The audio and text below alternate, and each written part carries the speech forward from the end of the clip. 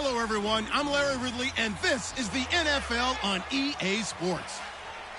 Two wide receivers will be looking to be #1 targets on the field in today's game. It's Evans' Buccaneers going up against Beckham's Giants. With that, let's get up to MetLife Stadium as we welcome in our guys, Brandon Gaudin and Charles Davis. Thank you very much, Larry. We are here on a beautiful afternoon for football. Today, we've got a good NFC matchup lined up here between the Tampa Bay Buccaneers and the New York Giants. And we say hi again, everybody. Brandon Gaudin here as we count down to kickoff. I turn to my partner, that's Charles Davis. And Charles, Larry pointed out in the open, we've got a pretty good matchup of wide receivers here this afternoon, don't we? And those guys have such a big impact on the game nowadays. We know it's a throwing game, but the guys who can go up and get it, the guys who can break tackles after the catch and make bigger plays, oh yeah, they love spotlight as well. They want the football, they want the attention.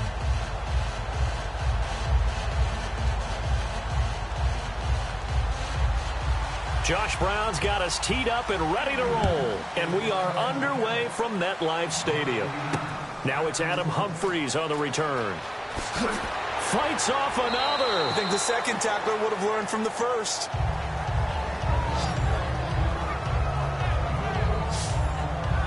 The offense coming out onto the field, as is Jameis Winston, their leader under center. Week 3 of the preseason, threw for 259 yards and a pair of touchdowns against the Browns. Remember week 2 against Jacksonville? Not quite as sharp. I know all the Tampa fans like to say, hashtag we believe in Jameis.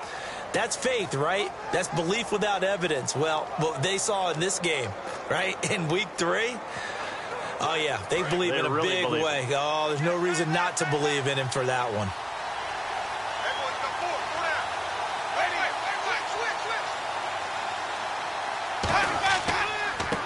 Now the first carry for Doug Martin. And he'll get this up to about the 40.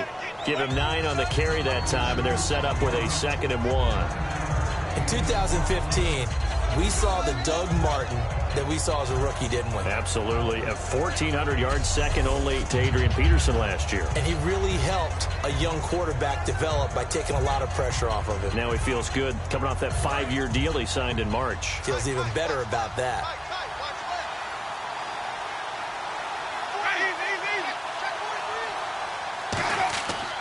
On 2nd down, Martin. And he'll get up near the 45. They'll spot it at the 44. It's a gain of 4 there, and it gives him a new set of downs. 2nd and 1 is often an invitation to take the big shot downfield. I bet the offensive lineman said, are you kidding? We just get on our backs, and let's go get the first down. They love being physical.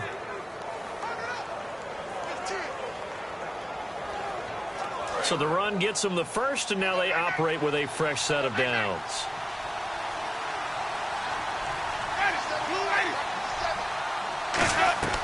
They'll run it now out of the gun. And he's swallowed up right near the line of scrimmage. It's a loss of a yard there, and now 2nd down. But good luck there as a ball carrier. You get handed that football, look up, oh, there's a big D tackle ready to swallow you whole for a loss. Yeah, you kind of count on your guys to give you at least a little bit of time, a little bit of space to try and maneuver, but not on that one. And when you have a defensive tackle who is that strong, that agile, he's a lot to deal with. Sometimes you have to double him, and sometimes you're not able to block him no matter who's trying.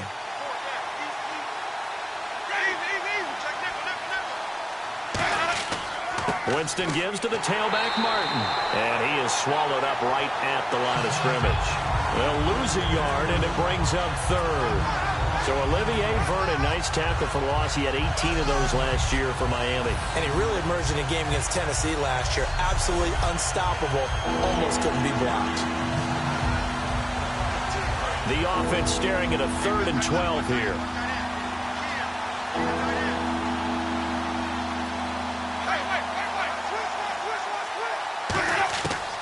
And a first carry here for Charles Sims. And he'll lose yardage on the play back at the 37-yard line. He lost a big chunk, 6 yards there, and it leads to 4th down. I'm not sure they could have had a better call there for the defense. Blitz was called, and they're setting up for a draw. When you're blitzing, you're likely to beat them to the punch because they're going to take a little extra time to set up. Talk about the offensive line. In this case, you'll get into the backfield before they can get set up.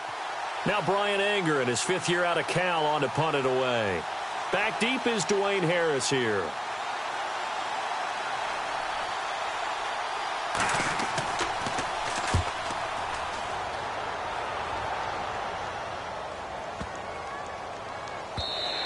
And this is going to hit the goal line and continue on into the end zone for a touchback.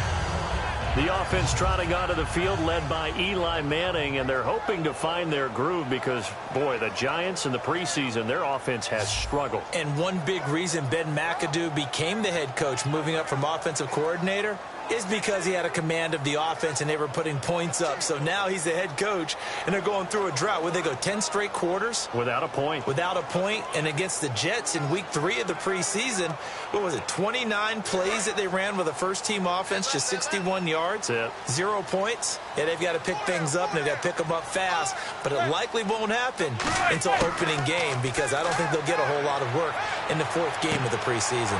To the sideline, and oh, a nice catch there.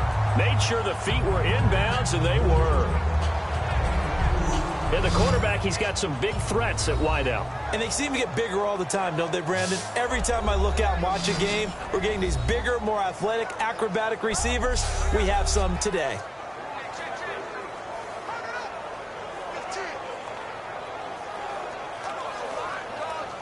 So the offense looking at a 2nd and 8.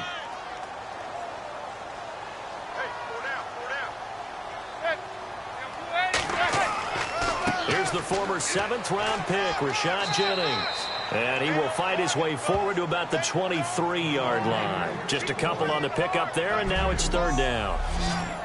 And a quick look at the Buccaneer defensive starters. Joe McCoy is one of the top defensive tackles in the league. Always a threat to go to the Pro Bowl, especially because of his pass rushing ability.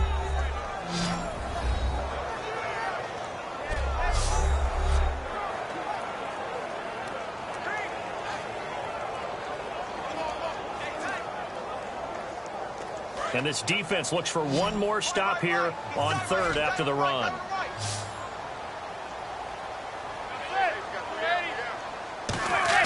Throwing is Manning on 3rd down. And this is Shepard on the catch. And he'll get to the 29-yard line, brought down there. It'll be a gain of 6, and that's going to make it 4th down.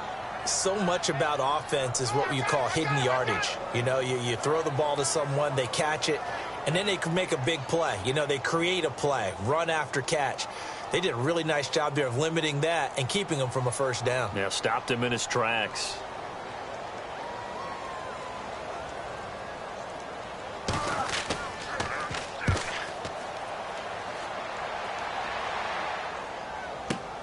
This is taken at the 18. They juked him. 12 yards on the return that time. And the Bucs will get ready to go on offense.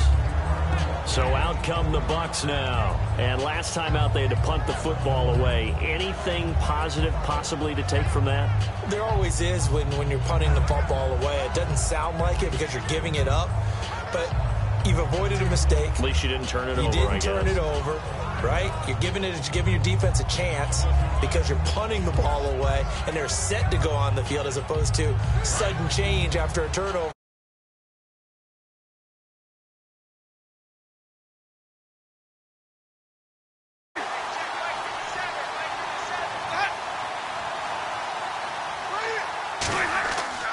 There's Martin as they begin on the ground. And tough going there as he'll only get it up to about the 31. Just a yard on the 1st down carry, so it's 2nd and 9. And this offense can air it out, and when they do, you have to key on Mike Evans. And we do think about his catch radius first and foremost. A tall, lean receiver, but he actually can make some agile plays as well.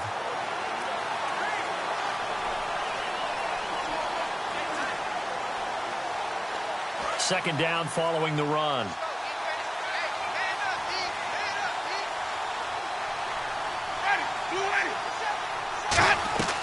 Again, it's Martin. And he went nowhere. He'll lose yardage back to the 29. It's a loss of 2, now 3rd down. Well, we just saw the recipe for success right there. Big body, strong, agile, playing with great leverage in hands. Not really able to be blocked on that play. Close things down inside.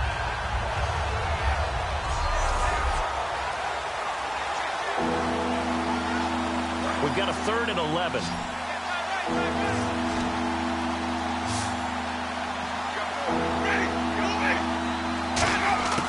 On 3rd down, Winston. And he'll just toss it away. So he throws it away, and that brings up 4th down.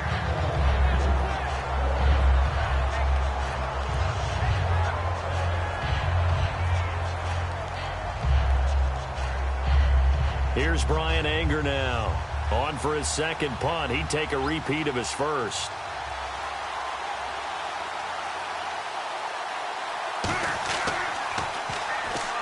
Pressure comes, and the Giants block it. Now this is scooped up inside the 20. And with points at an extreme premium here in a 0-0 game, that could be a big special teams play right there. That's an advantage play. Someone create an advantage for their team, give them an opportunity, and special teams is usually a terrific starting point for that. Blocking the punt, now they've given themselves a chance and have seized momentum.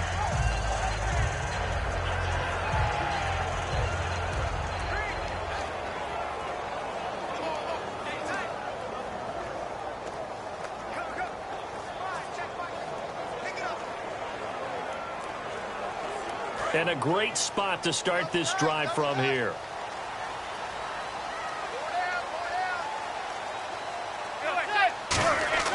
Manning now on 1st down. And he floated one out there, incomplete. You know it's not an easy job to go out and catch passes when people are trying to tackle you and knock the ball away. But the bottom line is, that's a pass he's got to have and a pass he should have caught.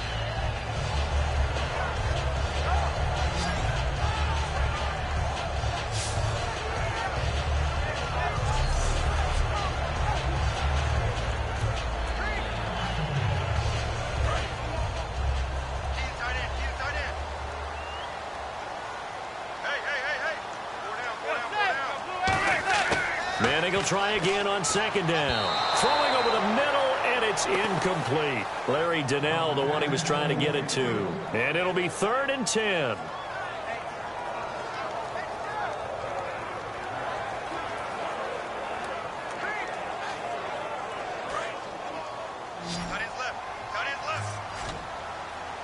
So here we go now. An extra defensive back in there on 3rd and 10.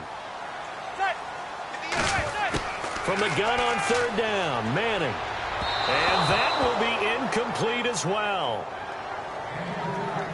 Not only was that a 3-and-out, it was their 3rd straight incompletion on this drive, and they didn't even think about trying to run the football. Now they have to give it up. Here's Josh Brown on 4th down. He was 30 of 32 in field goal tries last season. This a 33-yard attempt. And the 13-year man puts it through. And the Giants are off now to a 3-0 lead. So they had great field position, but a 3-play drive that actually goes backwards, and then they kick the field goal. And I think the key sequence in there, the key phrase you just gave us, a 3-play drive. Had the momentum, great field position, unable to move the football.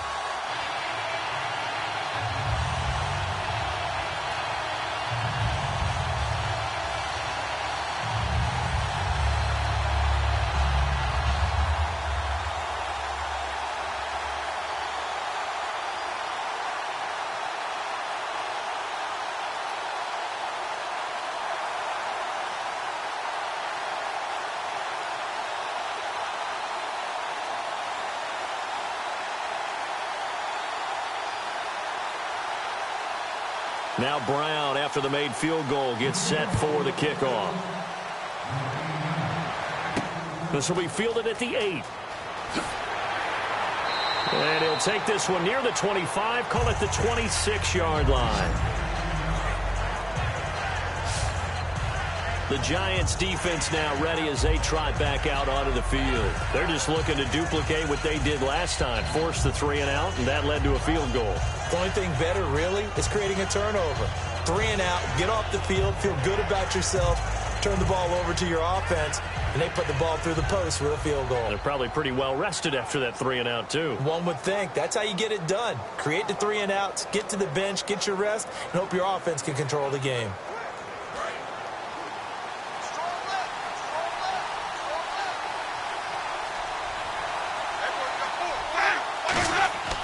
They start the drive with Martin.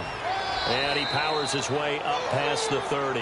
5 yards on the carry. Good pickup on first down. And we look now at the defense for the Giants. Landon Collins is built like your typical tackle-first safety, but he does have the ability to play the deep part of the field.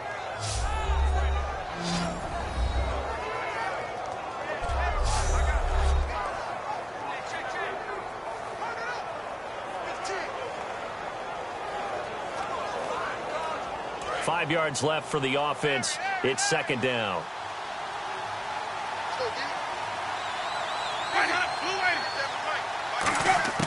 Now Jameis on second down. Drops it off to Martin. And he's brought down. It's a 10-yard pickup, and it moves the chains. And this is why trying to cover the angle route is so difficult.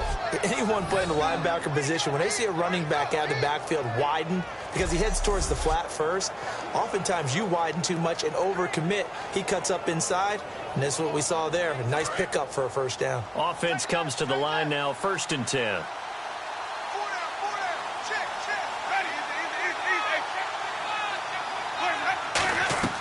They'll run it now out of the gun.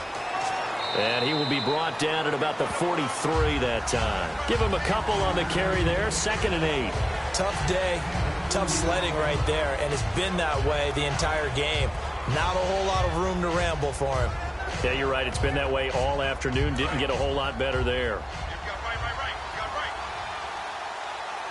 They'll put 2 receivers left, 2 to the right. 2nd down, Winston. And his throw is incomplete. The intended receiver that time, Adam Humphries. And that'll make it 3rd down.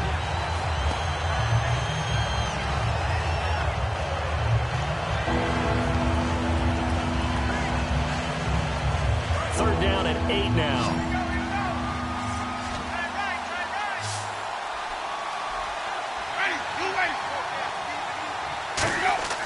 To throw is Winston.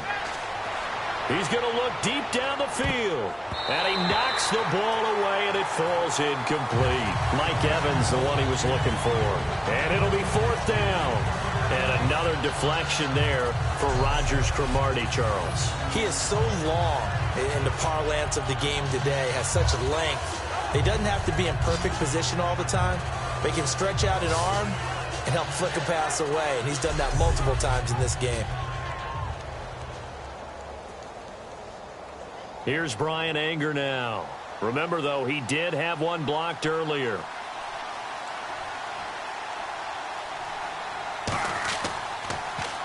And he's getting a workout here in this first quarter as he gets it away. And that'll hit in the end zone. Much too much leg there. That'll be a touchback. And New York set to take the field. And they split the uprights last time for 3. They've got the lead. They're not going to play this conservative. They're not hoping for another field goal. They're hoping for a touchdown. I'm with you on that one. I like where your head is. I like the way you're thinking because you're exactly right. Trying to sit on a lead and play that way, that doesn't work too well for most teams. Run your offense. Yeah, run what you do best. Exactly. Put it all the way down and try to increase your lead in a big way. And the best way to do it, touchdowns.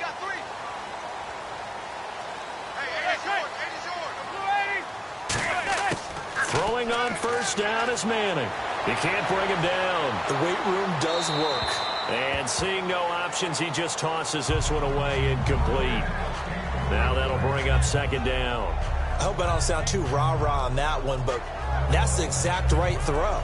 Either your receiver gets it or no one gets it. Give him a lot of credit for being really precise with it. Got rid of it. No one got it.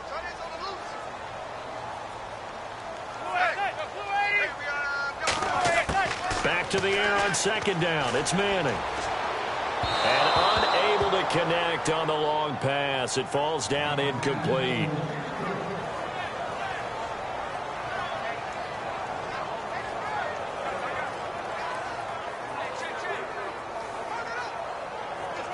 Defense has set themselves up nicely. 3rd and 10 now. Now some movement before the snap. And we'll hear from our referee for the first time this afternoon. Offense.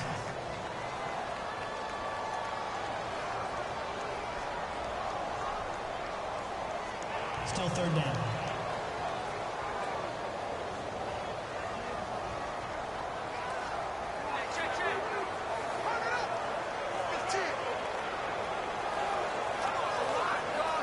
A long way to go for the offense here on 3rd down.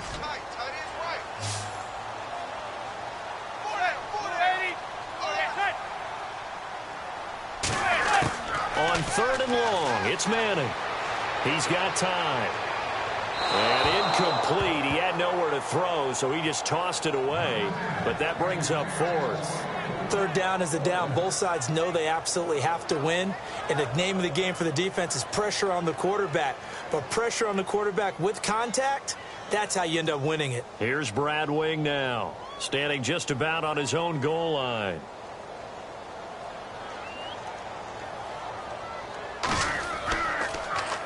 He gets this one away, and boy, it's another boomer. That's pulled in at the 32. Well, he wasn't too far from breaking that. Officially, give him 15. And the offense will take over with a new set of downs. And Tampa Bay trots out there now. And they'll be looking to avoid what happened last time, which is punting the football. But when you look at how teams play the game, that complementary football comes into play. How do I take care of my defense? How do I take care of my offense? Well, the defense is taking care of them in a lot of ways. Now it's time for the offense to jump things up and help their defense out. Give them a little bit of rest. Yeah, time for them to give them a rest. Took the words right out of my mouth.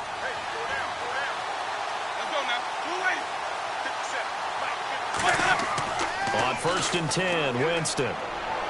And Austin Seferian-Jenkins has it. And he'll be taken down, but not before getting this inside the 30. It's a gain of 24 that time. And that'll be good enough for a Tampa Bay 1st down. I know I'm not in the rooting business, but I really like this kid, Austin Seferian-Jenkins. Good catch there. I'm just hoping he can stay on the field and have some good health. Now the Bucs hoping so too. Limited to 16 games total his first 2 seasons combined. He is quite a target for a young quarterback. Jameis Winston can grow with this guy, and boy, they can be a dynamic duo. Fresh set of downs here.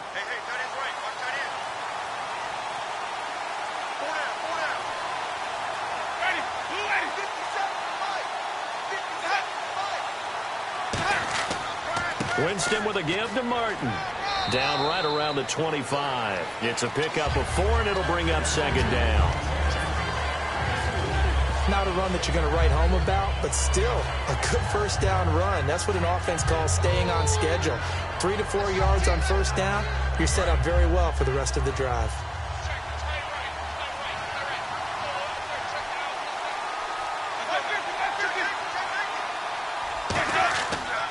And a 10th carry here for Martin. Wrap up. Still moving. And he's into the end zone. Touchdown, Buccaneers. Doug Martin, 25 yards. And the Bucs have taken a 1st quarter lead. Well, partner, that was another explosive run. And one thing I've learned in our time in this game, yes, the offensive line has to get a lot of credit, but for big runs to occur, the wide receivers have to block well downfield. And then you have to have a good guy carrying the ball too, right? Oh, without a doubt. You need that difference maker lugging the rock. Roberto Aguayo now for the point after.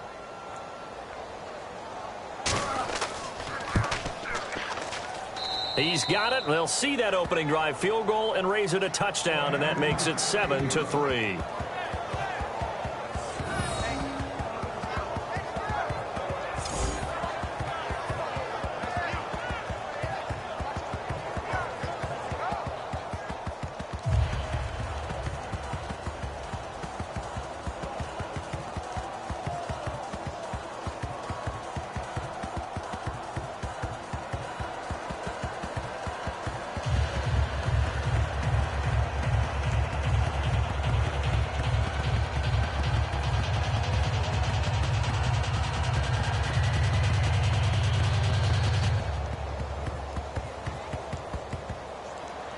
Out is the kickoff unit as they run up and send this one away.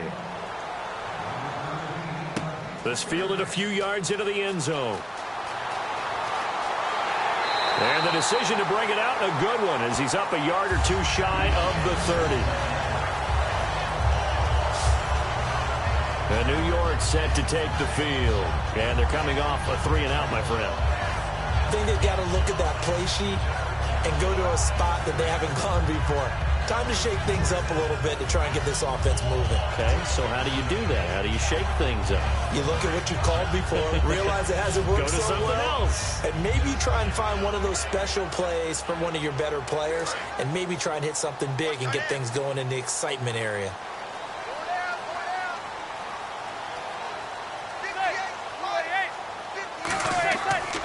They'll begin the drive with Rashad Jennings.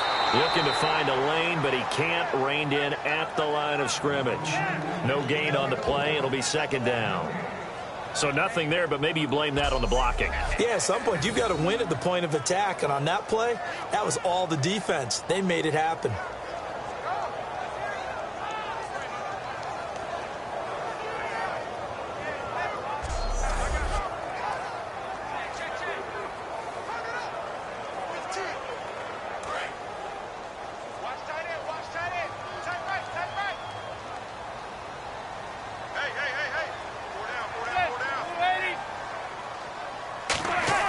Manning to throw on second down. To Shepard, complete over the middle. It'll be a gain of 9, and that is going to set up a 3rd and 1. Slant route's effective no matter who's running the route and catching the ball. But when you have a receiver of that stature, you have to be a little bit more precise throwing it. You don't have the same catch radius with the bigger targets. So 1 yard to go here on 3rd down.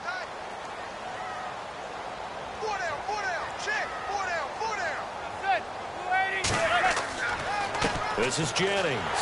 And he will have a first down here at about the 40. Give him 3 yards and a fresh set of downs. Everyone understood their role on that play. 3rd and 1. You know the defensive guys, they're trying to get down and get low and get leverage on the offensive lineman, but they didn't allow that to happen. They created a crease and allowed him to get through for a first down. And a new set of downs here after picking up the first on the ground. They'll send Beckham alone to the left side. On first down, Manning. And he just gets rid of it, throws it away. The wise move there, looked like nobody open, now second down.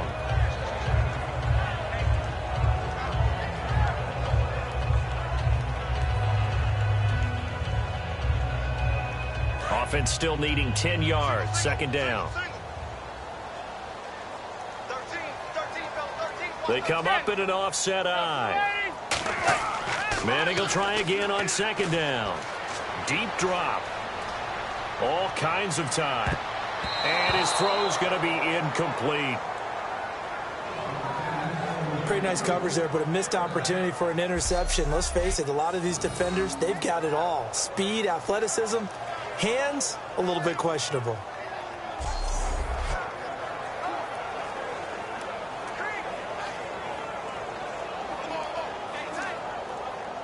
So incomplete on second down. Now they'll look to convert here on 3rd.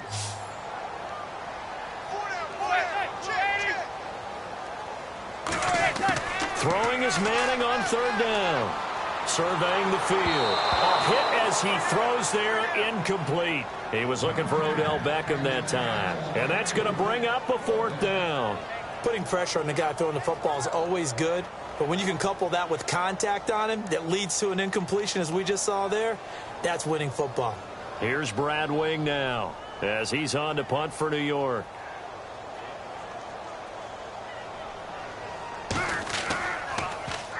He's been a busy man here in this first half as he gets it away. This is taken around the 12. Nice job bringing that one back. 14 on the return. And out will come the offense as they take over. And Tampa Bay trots out there now. And they were able to punch it in the end zone last time. They'll be looking to do that again here for the defense. Obviously, they'll be looking to stop them from punching it back in the end zone. It always is punch-counter-punch, isn't it? And which team has the advantage? Well, let's just go back. Last time on offense, they rolled downfield, get into a good rhythm. You can see a little more bounce in and out of the huddle. You can see the sideline really get into the game. So defensively, you're thinking to yourself, how do we take that away from them? How do we get the advantage back? Let's see what they come up with. I think pressure is always the first way to go. You love pressure. I love it. Let's see if they dial it up this drive. They run. Martin, 2 yards on the pickup there. It'll be 2nd and 8. The best defensive linemen, they play with great leverage so they can get low and not get bowled over by offensive linemen. They have excellent hands. They can throw people off on a play.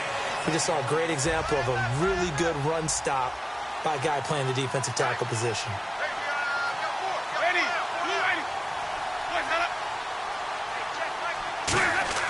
Now a play fake to Martin. Here's Winston.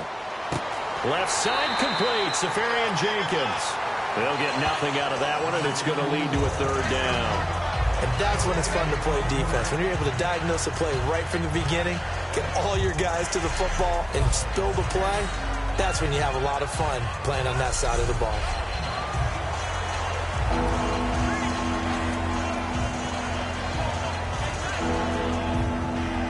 Tough spot for the offense. 3rd and 8.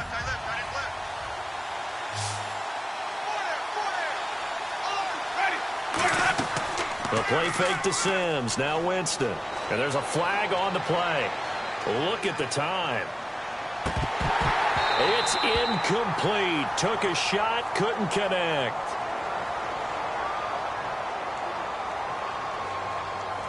Holding. Offense.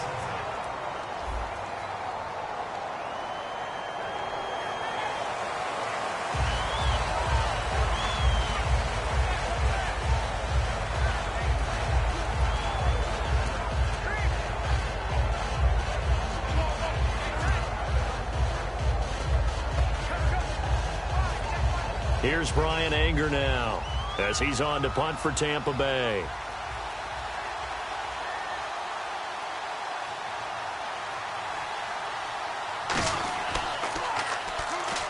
Pressure comes and the Giants block it. This is a live ball taken inside, and he will score. Touchdown, Giants. Partners, you well know every block punt wasn't necessarily a called block. Sometimes the guy just finds his way back there. Doesn't matter. The play happens, and that one turned into 6 points because they handled it so well after the block.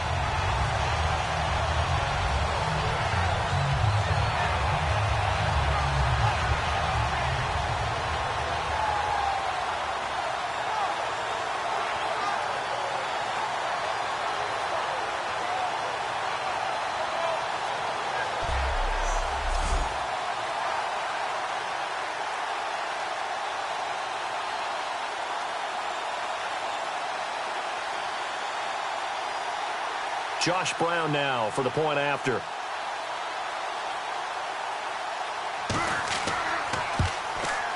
And it's through, and that makes the lead 10-7.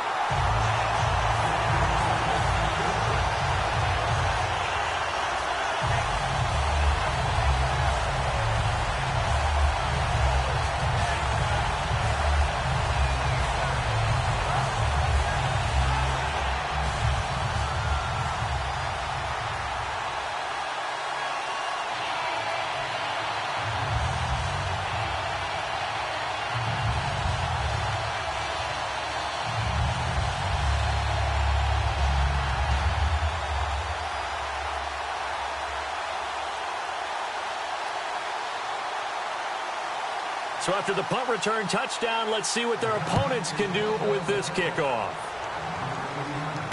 This one fielded at the 5. And it's a pretty good return here as he'll get it up to the 29-yard line. And Tampa Bay trots out there now.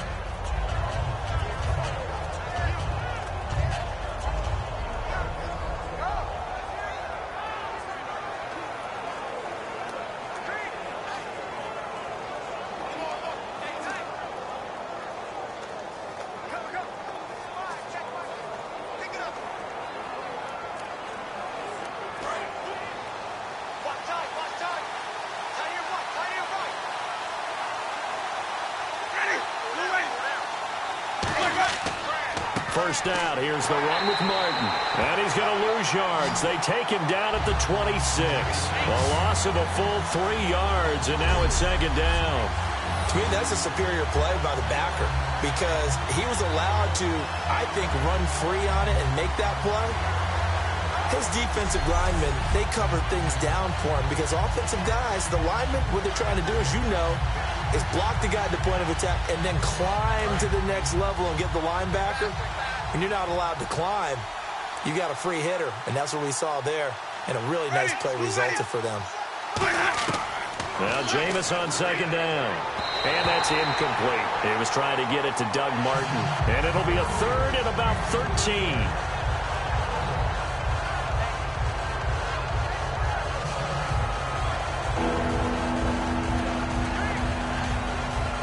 Incomplete pass on second down. Let's see what the offense draws up here on third.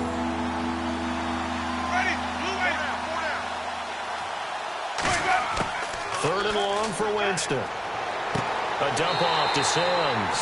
And this one will go to the 28-yard line. Give him 3 on the play, and that'll bring up fourth down. One hallmark of good defenses is understanding the game, understanding positioning, and tackling immediately in the secondary after catches. I think we just saw that on display right there. Got to him before he ever had a chance to think about turning it upfield. Here's Brian Anger now. And he's had all kinds of problems just getting punts off so far.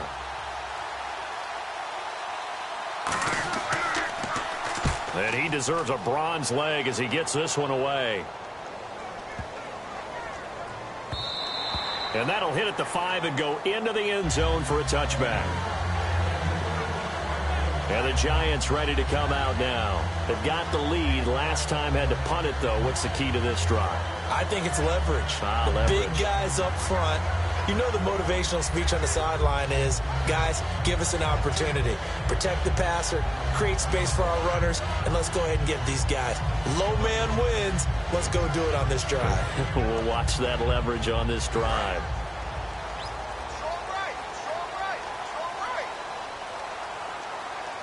They come out here in the eye. They begin the drive with Jennings on the ground. Call it no gain on the play, and it'll be second down. Great play there off the end. Question, Charles, in a 4-3, you hear about the D tackles a lot. What's the role of the ends? What they want to do is control the edges of the defense. And you always hear about an offense talking about setting the edge in the running game. Well, the defense wants to do exactly the same thing. In the defensive end, often against an offensive tackle, sometimes a tight end, they can't let themselves get hooked and let a running back get outside. Because if they do that, that hurts the integrity of the defense overall. My man, the encyclopedia. The Pro Bowler Odell Beckham, the intended receiver. And that's going to make it third down and 10.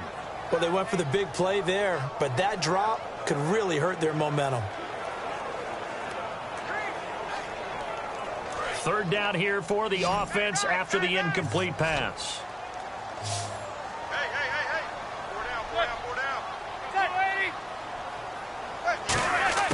From the gun on third down, Manning finding time. And he'll just toss it away.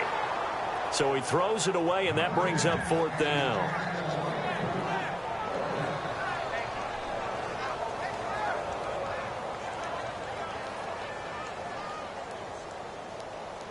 Here's Brad Wing now, standing right on his own 5-yard line.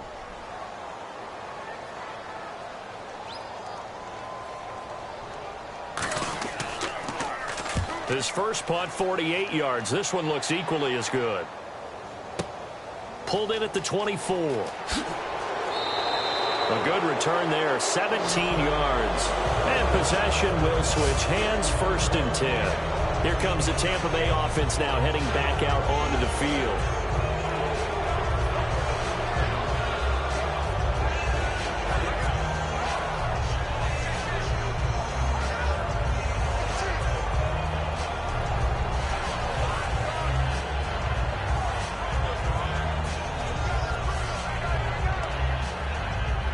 They come up with exactly 1 minute to go in this first quarter.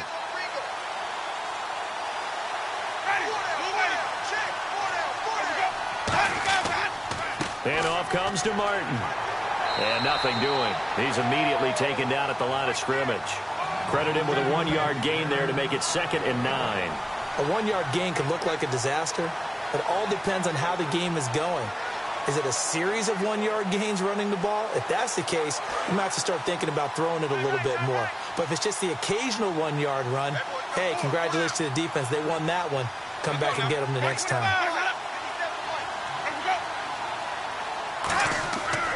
They run it again with Martin. And he's going to bull his way forward to the 48. Give him 6 yards on the carry. It's going to be 3rd and 3 now. That was another good run, and he's having an excellent day. And right now, I don't think his team could have any more confidence in handing him the football. And the defense searches for one more stop here after the run on 2nd down. So they'll get a little extra time to come up with his 3rd down play as we've hit the end of quarter 1. 10-7 our score. Back to MetLife Stadium in just a moment. This presentation of the NFL on EA Sports is brought to you by Snickers. You're off your game when you're hungry. Snickers satisfies. Back now with Charles Davis. I'm Brandon Gaudin. It's the Bucs in possession of the football as we begin the 2nd quarter. They'll face a 3rd down conversion attempt here, 3rd and 3.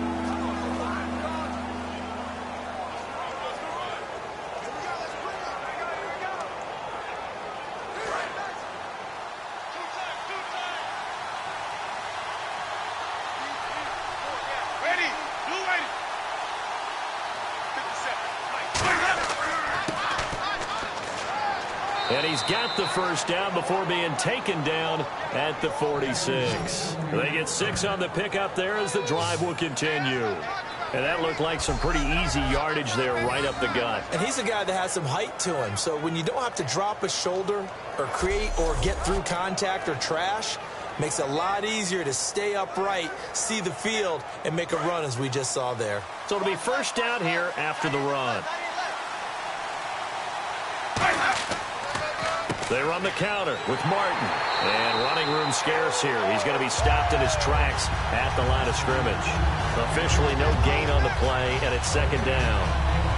Well, he was stopped on that play, but he's had plenty of carries all afternoon. Every now and then the defense is going to win one, but I don't think they'll shy away from handing it to him the rest of the game. They come out 5 wide, 3 of them to the right side. They'll try to throw now. Winston. Caught. Safarian-Jenkins, right side. It's a gain of 6 on the play, and they're going to face a 3rd down. And he's the epitome of what we call the move tight end, a guy that you can line up anywhere, in the slot, out wide, in tight, doesn't really matter because he has such great skills. You want to utilize him in all aspects of your passing offense. And there he was in the slot for the catch. An extra defensive back in the game now here for 3rd and 4. Winston from the gun on 3rd down. And he finds Safarian-Jenkins. And he's got the 1st as they'll bring him down at the 28-yard line.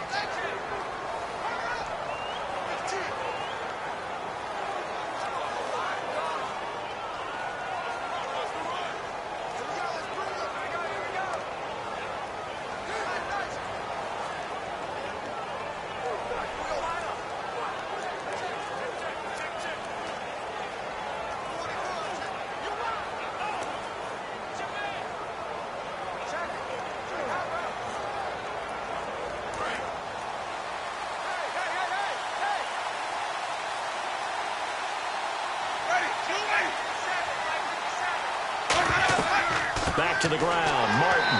And he will lose yardage here to the 31-yard line. A loss of a full 3 yards, and now it's 2nd down. The defense won that play so fast that I think if the running back even had time to notice if anyone was there, it was just a blink of an eye, and there was a loss on the play.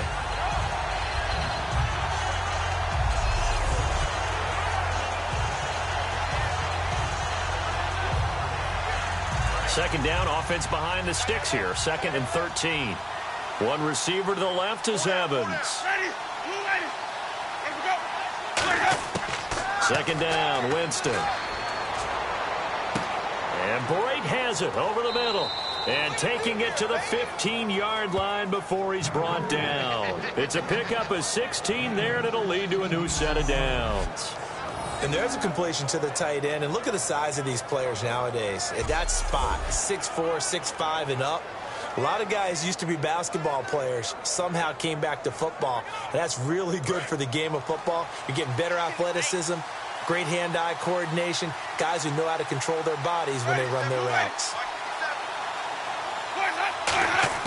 From the red zone now, Winston. Sideline throw, it's complete. And a nice job there of keeping the toes inbounds. If you're running out route, it's likely you're going to end up near the sideline. And what did we just see there? Toe tap. You got it. The benefits of practice. Toe tapping, foot dragging, picking it up, and making sure it was a catch.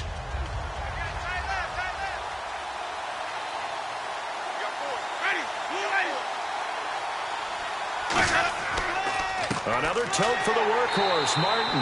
And the big boys up front, they're going to stop him right at the line. Now we've got a giant player here slow to get up after that last play. We'll get an update when we return to MetLife Stadium.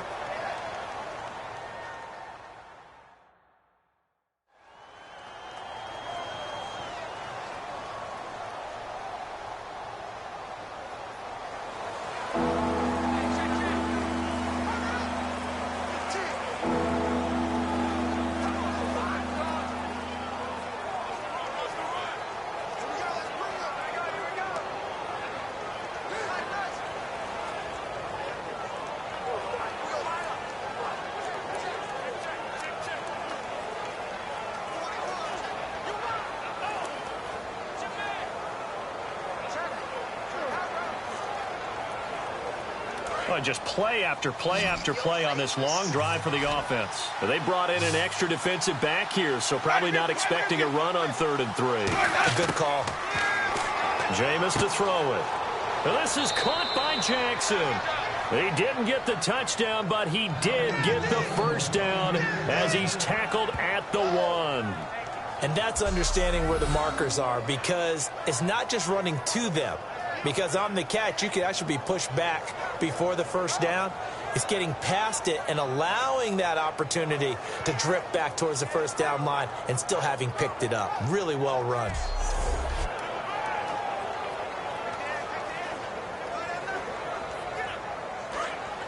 And on the outside, they're playing press coverage.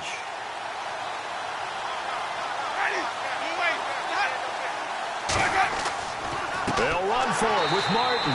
And no signal yet. I don't think he got in. He didn't. They'll mark him at the 1. That's going to go as a loss of a yard, and it'll be 2nd down. Got to give a lot of credit to the defensive front there. They held their ground, pretty much stoned them on that play, and ended up creating a lost yardage play. Yeah, drop them from the 1 back to the 2. And a really long drive here, and it goes on and on. They come out here in the I. 2nd and goal from the 1.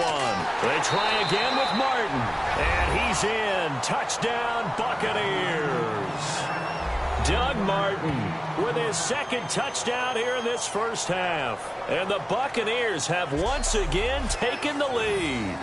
And always a good first half when you can hit pay dirt twice. And it never hurts to have that good feeling as the game moves on. Just think about halftime. If that's all he gets, he'll just sit there at the half and think, all right, 2 already. I can get some more. I can get some more. And he'll be encouraging his offensive line to create some space.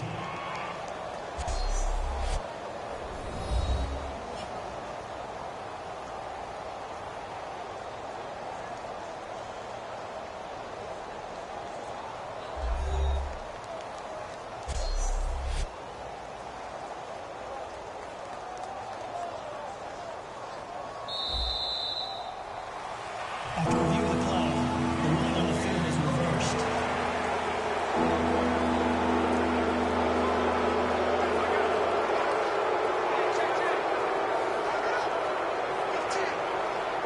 Well, they held him out on 2nd down, and now here's 3rd and goal. So 3rd and goal, the defense in the dime. Can still bring pressure. 3rd and goal. Can he and he'll take it into the end zone. Touchdown, Tampa Bay. Charles Sims taking it in. And the Buccaneers have once again taken the lead. Well, they decided to run it in and got it done on 3rd and goal. A lot of times, that's a passing play.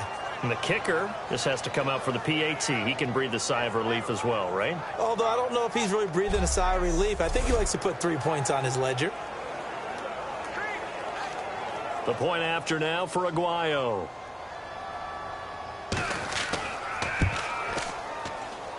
And that makes it 14-10.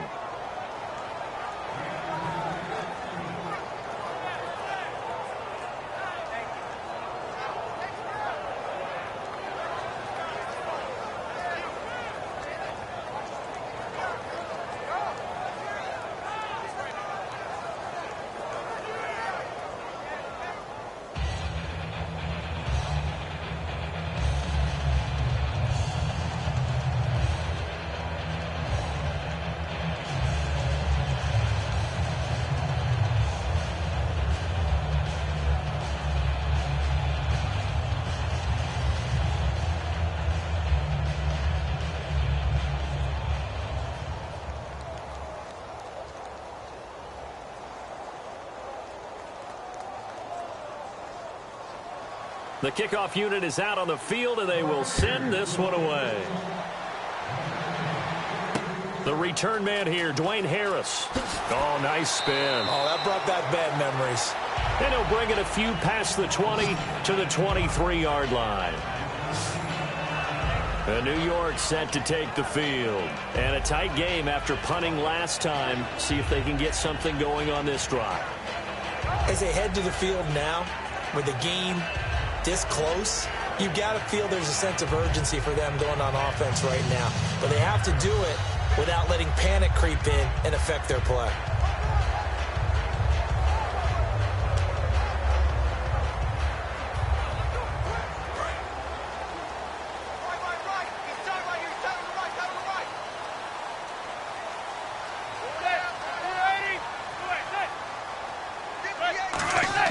On 1st and 10, here's Manning. Looking for his running back, and he's got it. It'll be a 2-yard gain, and it'll be 2nd down. I'm going to show my age here a little bit. We used to talk about running backs catching the ball as safety valves.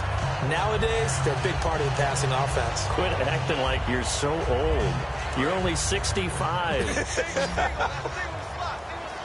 They'll send Beckham alone to the left side. Manning to throw on 2nd down. Out on the right, this is Cruz. And he'll be brought down right at the 30 here. Give him 6 on the play, and all of a sudden here, it's 3rd down. And Charles, for Victor Cruz, made his first appearance in 685 days in the Giants' 1-point win over the Jets in Week 3 of the preseason. Even non-Giants fans were smiling around the league. People like Victor Cruz. What a great story. Would you say 685 days since he hurt his knee the first time? That's fantastic that he's back on the field, and he even caught a pass.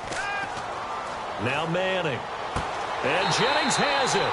And he gets it to the 34. Good enough for the first.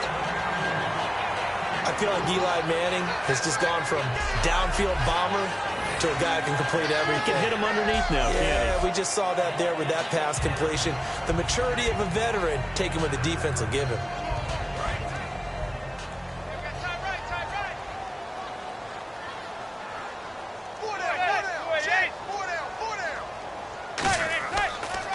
Jennings.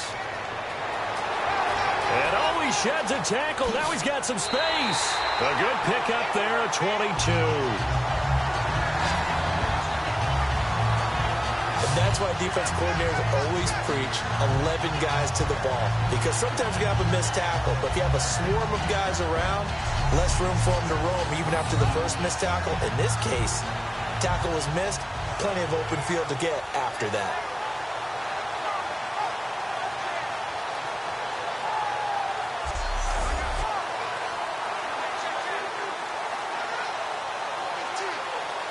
So they pick up the first down after the run, and now they approach for the fresh set.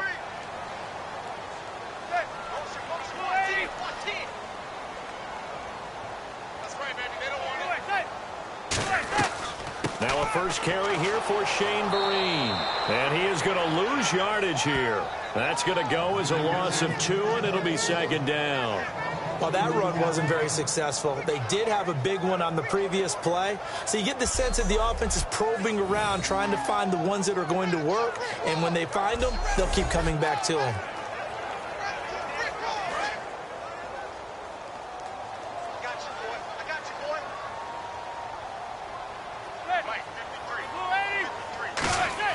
Manning to throw on second down. It's hauled in by Shepard.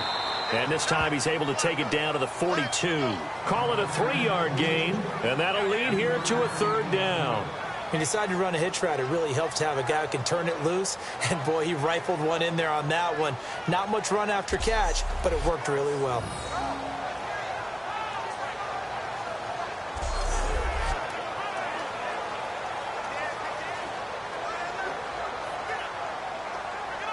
The first down line at the 34 here on third down.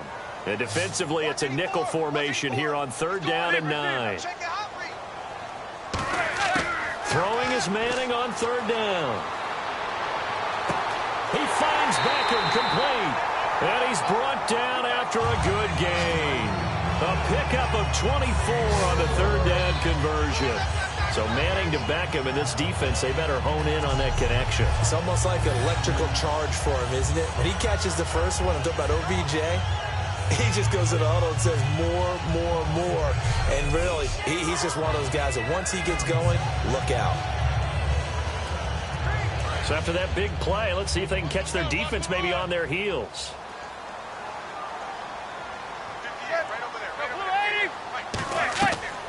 They'll run it now out of the gun. And he'll get this one down to about the 17. 2 yards on the carry there. It'll be second down. I do know from experience that when you slow down someone's running game, you're now doing the dictating on defense. And guess what? Now you're getting ready to tee off on their quarterback because they have to throw it all the time. But you still have to be alert for the draws and other plays of that nature and make sure you don't get hurt. And the 8th play on this drive coming up.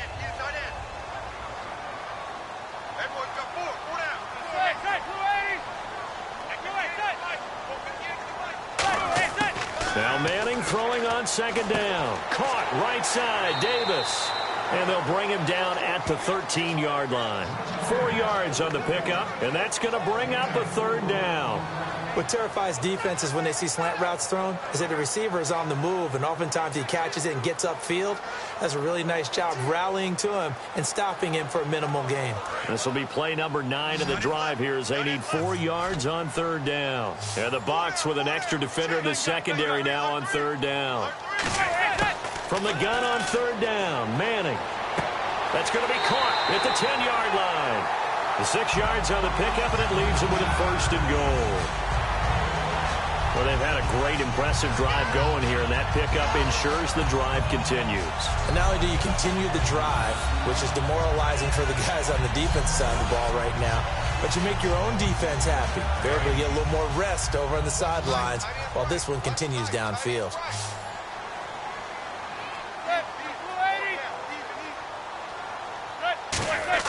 From the gun, it's Manning. And he's got his tight end, Donnell. It's a Giants touchdown. Larry Donnell from 6 yards away. And the Giants are once again going to retake the lead. Sometimes those tight ends are a mismatch. They found the mismatch there. And that's exactly why you want to draw up those types of plays, because coverage is just going to go to the natural guys, the guys that make the big plays on the outside. But if you work your tight end into it, that's a tough one for a defense to handle. Tough. They couldn't handle it. It worked out for 6. It's good, and they'll take a 17-14 lead.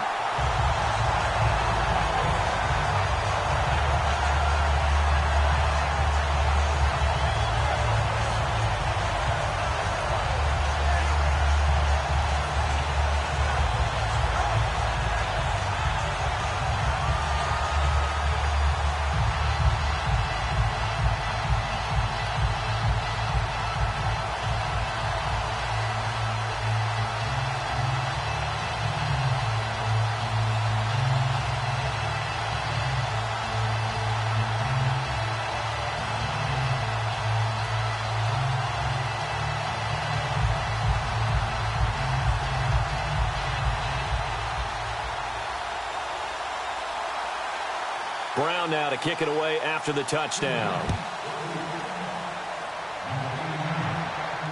That's fielded in the end zone. And no run back here. This will be a touchback, and it comes out to the 25-yard line. And Tampa Bay trots out there now. Last time they were out, they scored. Still trailing here, though, so some work to do.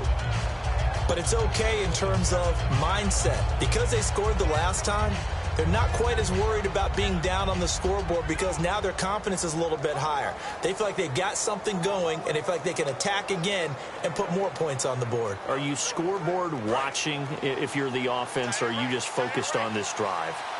We wouldn't be telling the truth if we said that they didn't scoreboard watch. Everyone does it to some extent, but you've got to set it aside right now and just focus on this series. That'll take care of the scoreboard if they punch it into the end zone. No gain on the play there. Second down.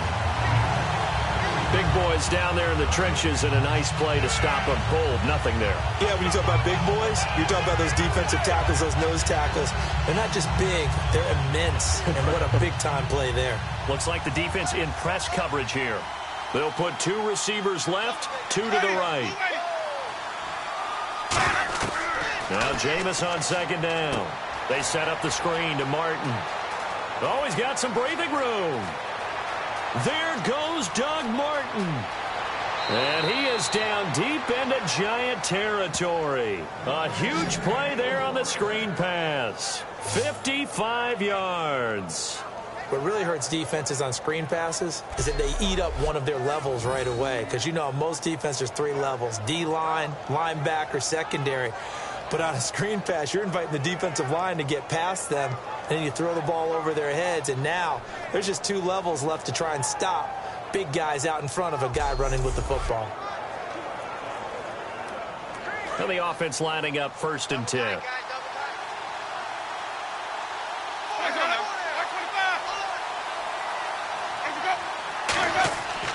Now Sims. And he'll take this inside the 20 and down to the 18. Give him a couple on the carry there. 2nd and 8. Partner, we know today's NFL is really built around the guy throwing the football. But these short runs, they still pay dividends because they can take their toll on a defense, and they can add up as the game goes along. You control the clock, you control the ball, and that way you often control the game.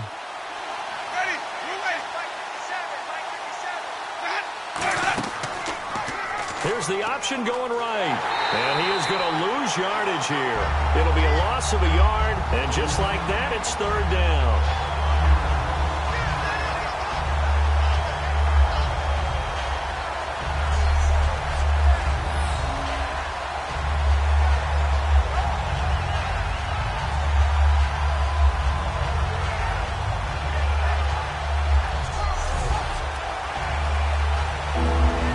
Still 9 yards to go on 3rd down.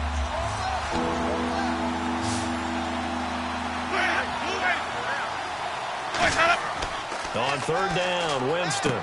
This will be caught inside the 10. And he won't have the touchdown, but he will have the 1st down as he's tackled at the 2.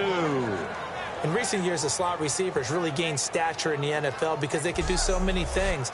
Yes, they can line up wide like your normal wide receiver, but to have that kind of courage and toughness to run routes in the middle of the field and become dependable targets for their quarterbacks and move the sticks, those guys are worth their weight in gold.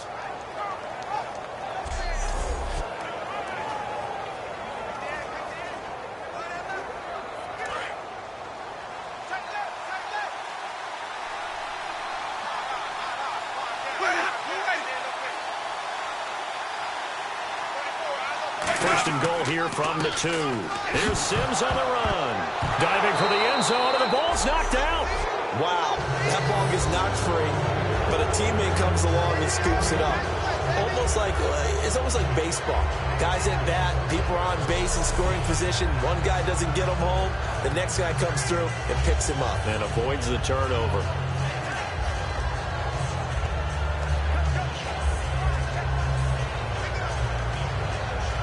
And here comes play number 6 on this drive.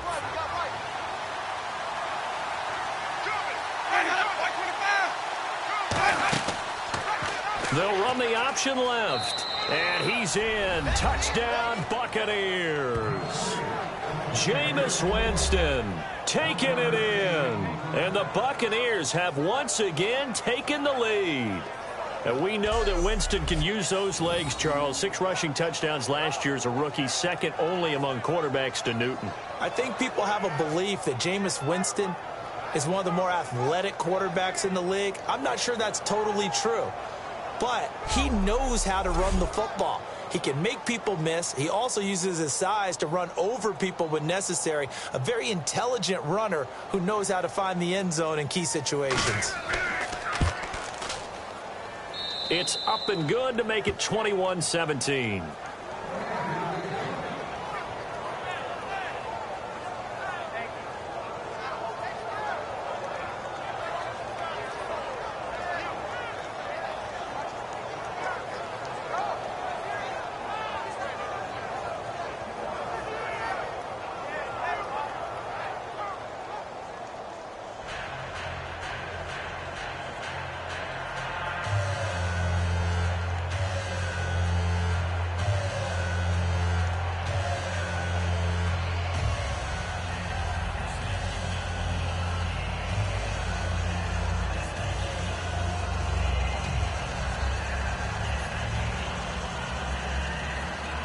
The Bucs ready for the kickoff. And here we go. It's in the air. The return comes from Orleans Darkwa. And a good effort on the return there. Gets him across the 30 to the 33-yard line.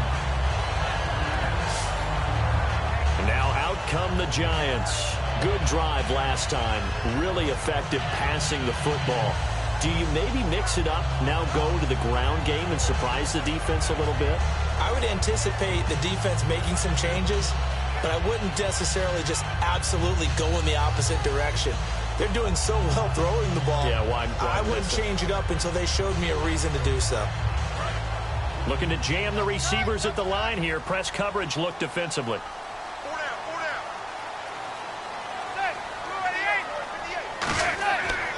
They start the drive with Jennings. And he stopped immediately there.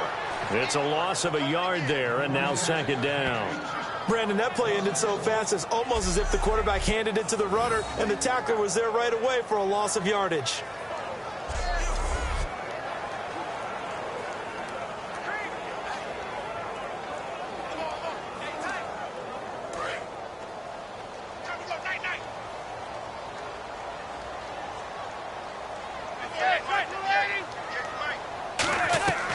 They run again with Jennings. And hard running's going to get him over the 40 to the 42. It'll be a pickup of 10 yards. And that'll bring up a 3rd and 1. Look, the first down marker is out there, but sometimes it's hard to find for an offense when they're in a long yardage situation, which usually means throw the football. In this case, they went against the tendency and ran it. And boy, the reward was there. A big pickup. And guess what? It's now 3rd and very short in order to try and pick up a first down. So 2 minutes to go in a wild first half. We're back to East Rutherford, but first this timeout.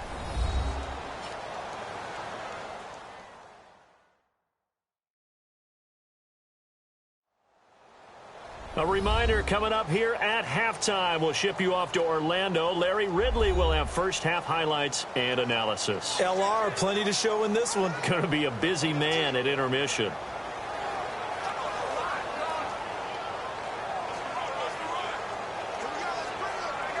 Third down and 1. They'll put 2 receivers left, 2 to the right. Manning to throw on 3rd and 1. And incomplete. He had nowhere to throw, so he just tossed it away. But that brings up 4th. Well, they've had a pretty frustrating first half here offensively, and that just continued there with that incompletion. And definitely frustrating for them, but heartening for the other guys. Those stop troops, they're enjoying things right now because they've made it very difficult for them throughout the half.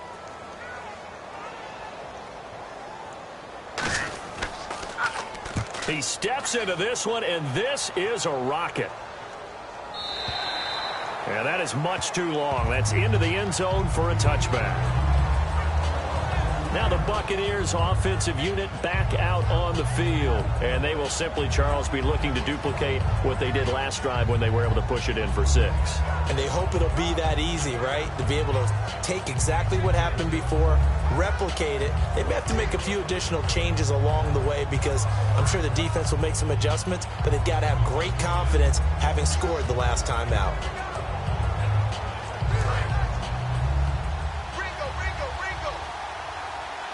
One receiver left, 2 to the right. A first down throw for Winston.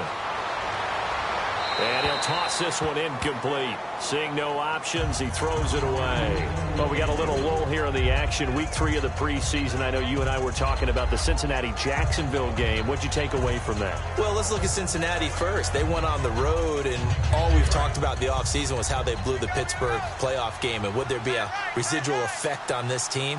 So far, it doesn't look like it. They look pretty good. Looks like Marvin Lewis and crew have put that behind them. Let's move ahead to Jacksonville, though. They've been kind of the darlings of the offseason, haven't they? A great draft, great free agency. Many people think they can make a move in the AFC South. They didn't look like it in week 3 of the preseason, but they have plenty of talent there. I expect them to get better once the regular season kicks off. And guess what? They open up with Green Bay at home. A chance to prove themselves early. And 5 in the secondary now for the Giants on 3rd down. They'll run here with Sims. And now the Giants will stop play as they take a timeout defensively. It's just their first, so they'll have 2 remaining here before we get to halftime.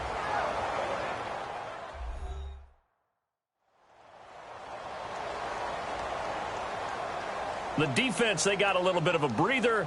Now they're back and set as we resume play.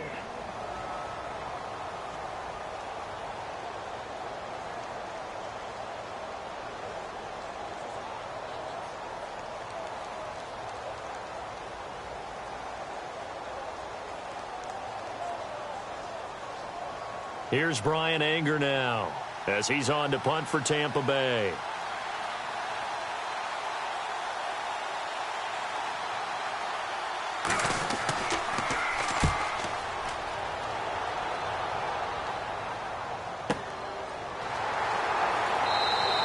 So a change of possession here on the punt. And it'll be Giant football 1st and 10.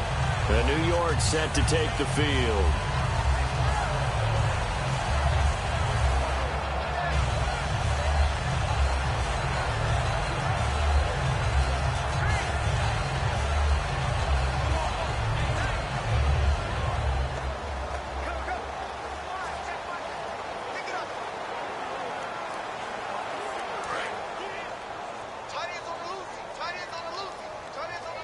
It's a 5-receiver set. 3 to the left, 2 to the right.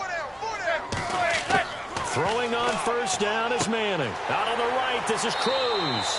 And he's brought down. It'll go as a gain of 10 there. And it'll be 1st down Giants. They're going to hurry back to the line now. To throw is Manning. He's going to find his running back. It's complete. And able to break 1 tackle, but then quickly brought down. But a nice little gain. It'll be a gain of 8 yards, and that'll make this a 2nd down.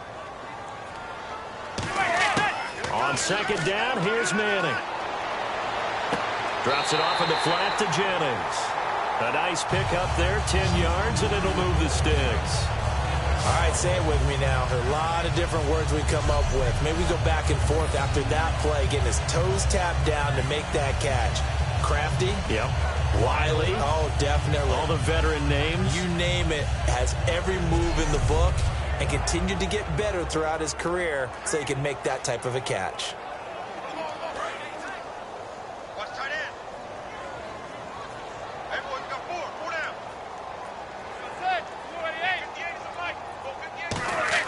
On 1st and 10, here's Manning.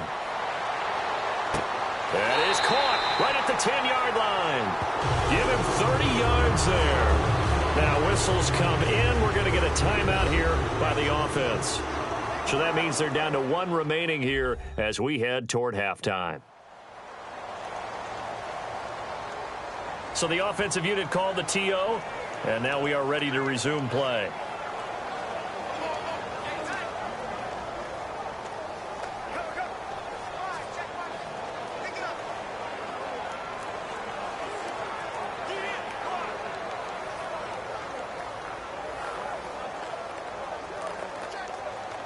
Red zone opportunity. And on the outside, they're playing press coverage.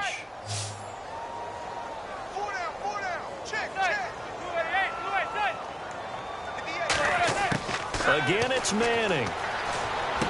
This will be caught at about the 6. And he will take it on in for a giant touchdown.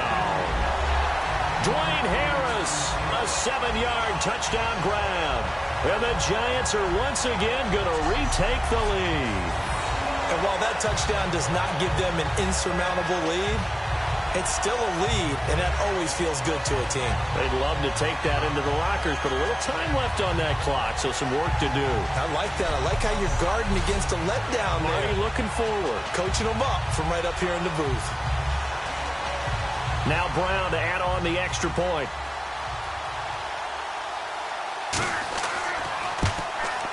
And that one gives them a 3-point lead.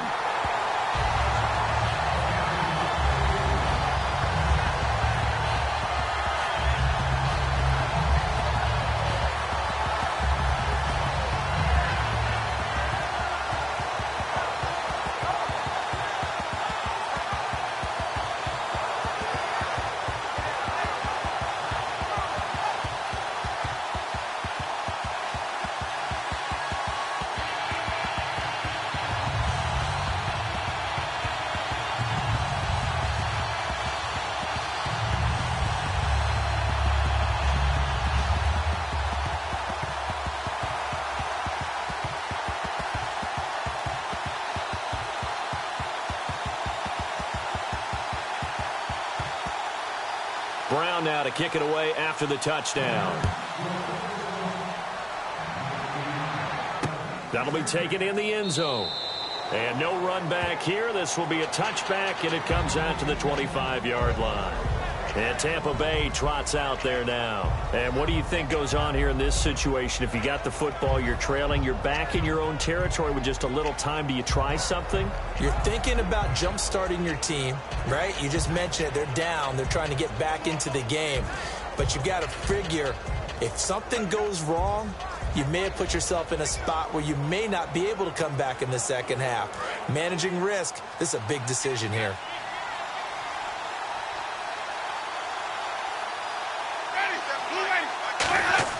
Winston now to throw on first down. And seeing no options, he just tosses this one away incomplete. Now that'll bring up second down. And Charles, switching gears for a second. Rosters trimmed to 75 as of 4 p.m. Tuesday. What are some of the early surprises you saw?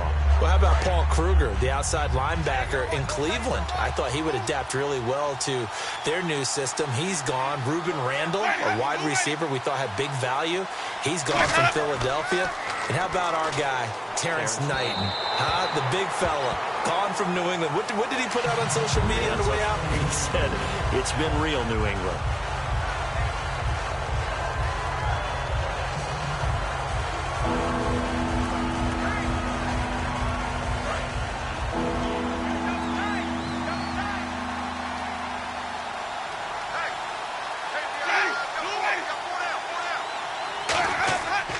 Now they run with Sims.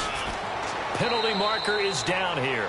And he will have a first down as they get him to the ground at the 37. Illegal blocking the ball. Offense.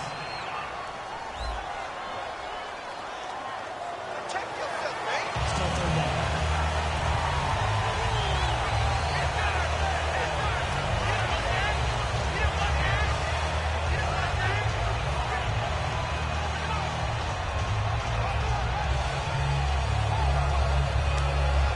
So a costly penalty and now a tougher third down situation.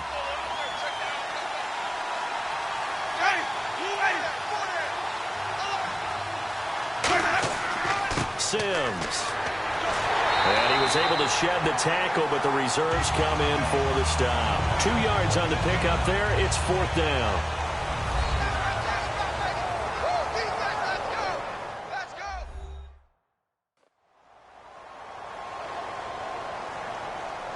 So a defensive timeout, chance to regather, regroup, and get set as we resume action.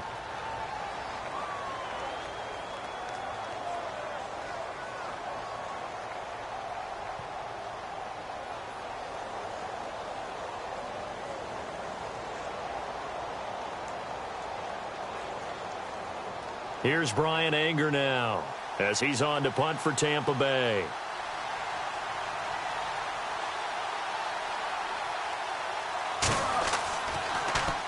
.46 on his first kick. This one in that neighborhood as well. The call for a fair catch, and it's made at about the 23-yard line. So possession goes over here on the punt. And possession will change here with very little time remaining until halftime. Eli Manning and company getting set here as they head back onto the field. And he's been good. 2 first-half touchdown passes, no interceptions so far. Does a lot for your confidence. Does a great deal for your team.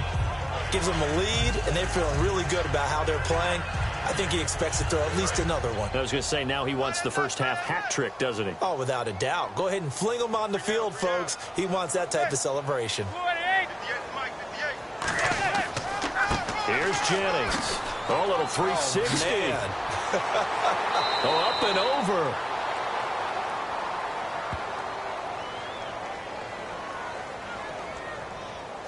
Illegal block in the back.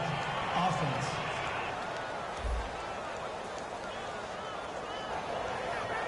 Still first down.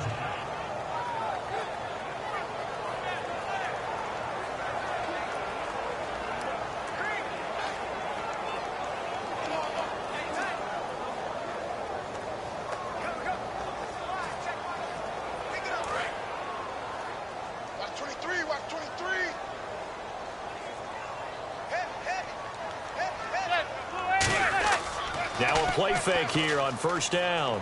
Backing up. Going left side, and he's got Donnell. 6 yards on the pickup, and it's a second down.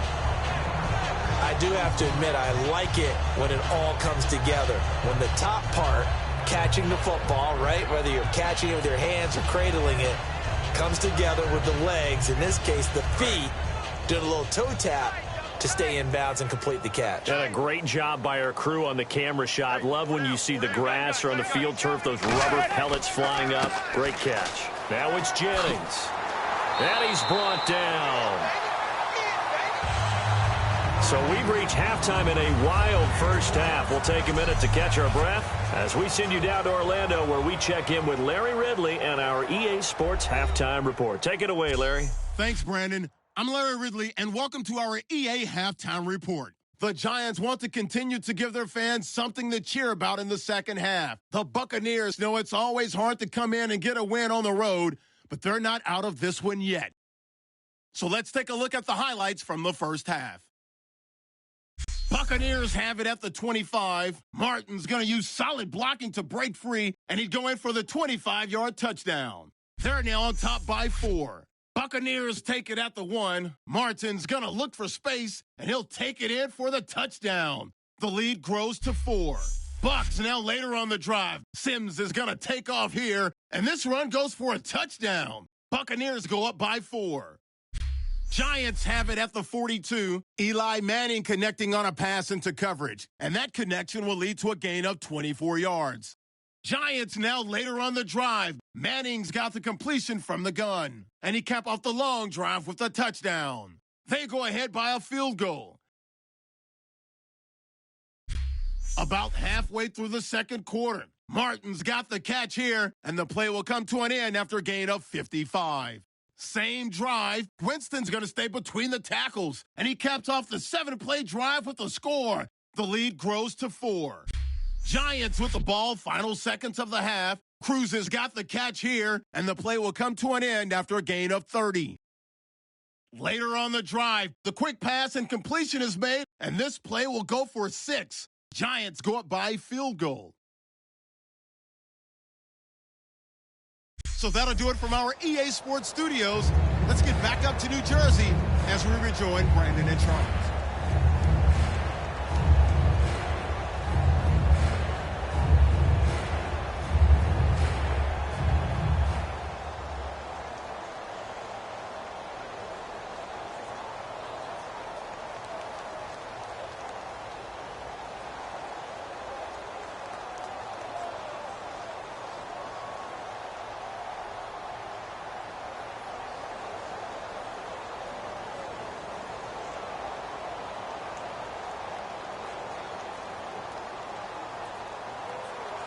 The kickoff team on the field now as they will send this one away.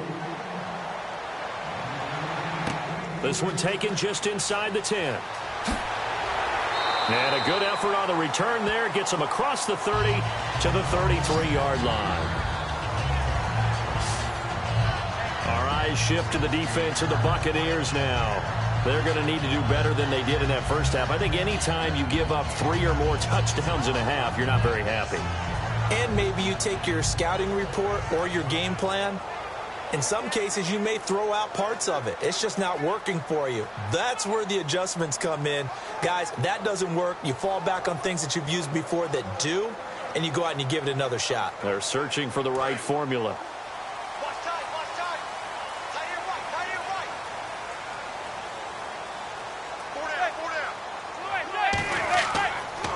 And he'll give it here to his running back. And he'll get this up to about the 40. It's a 7-yard carry to set them up with a 2nd and 3. In my book, that's running the ball well, but with intelligence. How about him keeping the clock moving, staying in bounds? Yeah, even though it's the third quarter, you're thinking ahead, aren't you? This is where your running game can really help you with a lead in the second half. I agree totally. It's not just end-of-the-half situations that you worry about the clock. It's throughout the game. And with a lead, stay in bounds. Make them fight harder to try and catch you. They stay on the ground. Again, it's Jennings. And he'll get up near the 45. They'll spot it at the 44. They're just 4 yards on the pickup, but that's good enough to extend the drive.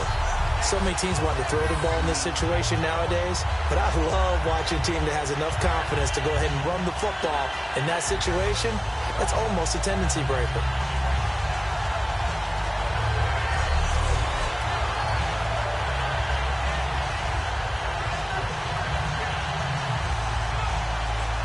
And a new set of downs here after picking up the first on the ground.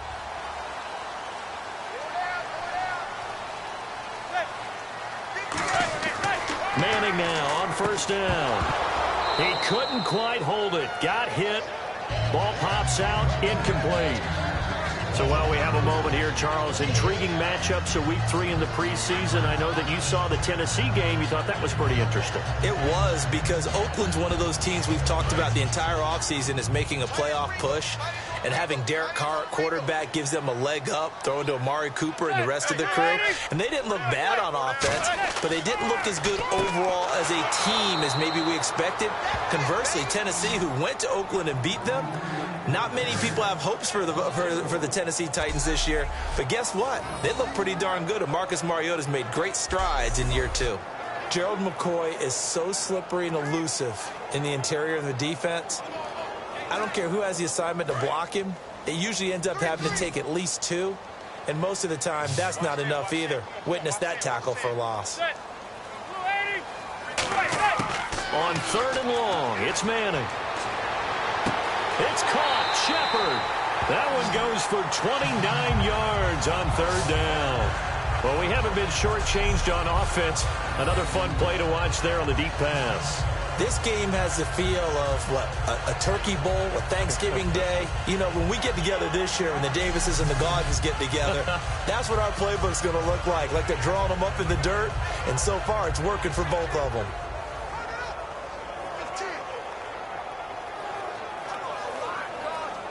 And now a first down following that long gain.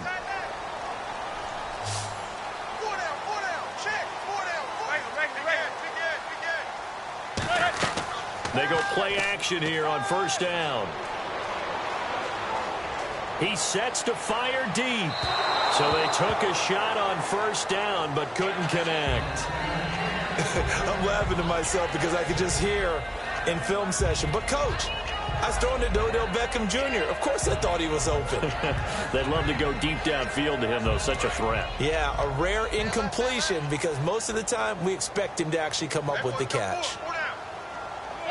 Movement there on the offensive line. A little quick and a 5-yard penalty. False start, offense.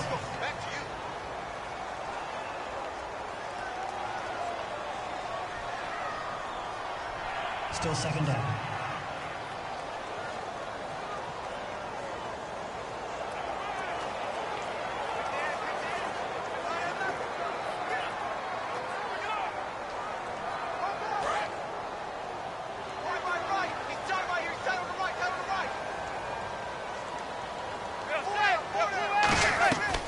They'll run it now out of the gun. And not much running room. Down to the 32. It's a gain of 4, but they're still looking up here at a tough 3rd and 11. Some of the most unselfish players on any football team, defensive tackles, because we ask them to just eat up blocks and allow other people to make tackles.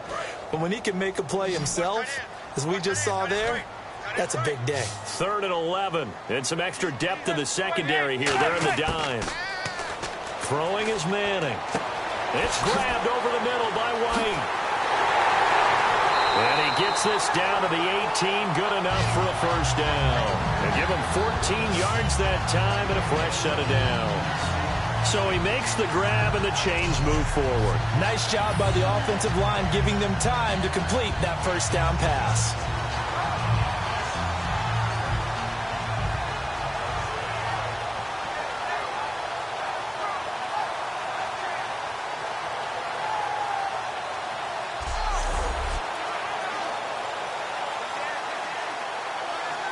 So here we go, 1st and 10 now.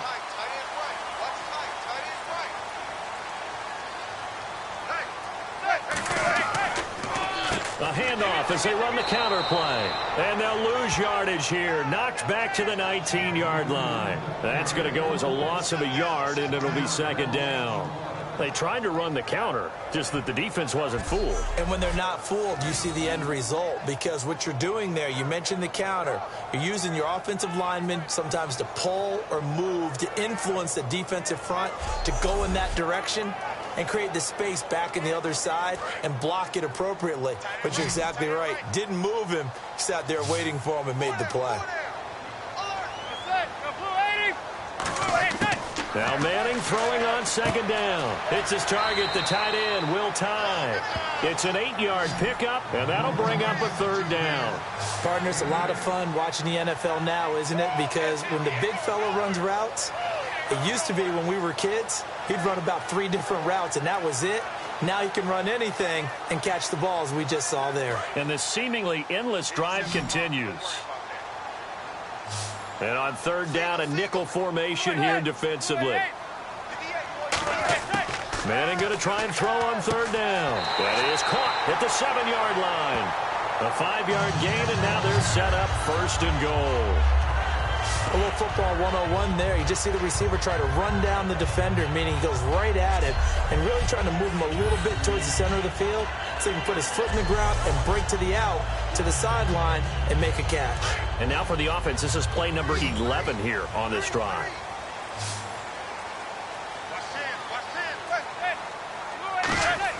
From the gun, it's Manning. And Harris has got it. Touchdown, Giants. Dwayne Harris, 2 catches, 2 touchdowns here so far. And the Giants add on to their lead. In order to lead in a game, you're going to get plenty of contributors, but that's his 2nd touchdown catch of this game. He's one of the key guys in this one. And you better believe he'll be looking for the hat trick here as this one continues to go.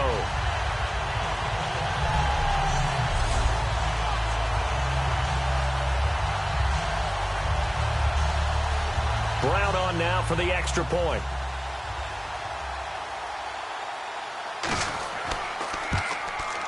And his guys will take a 10-point lead.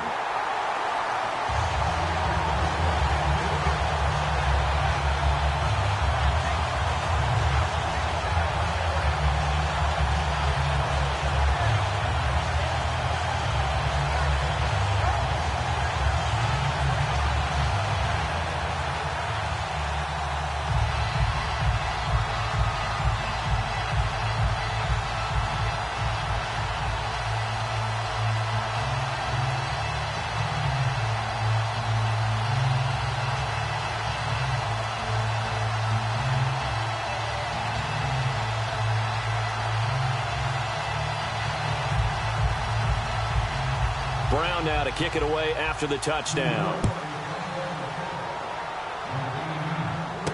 Here's Humphreys. Oh, he shifts past him.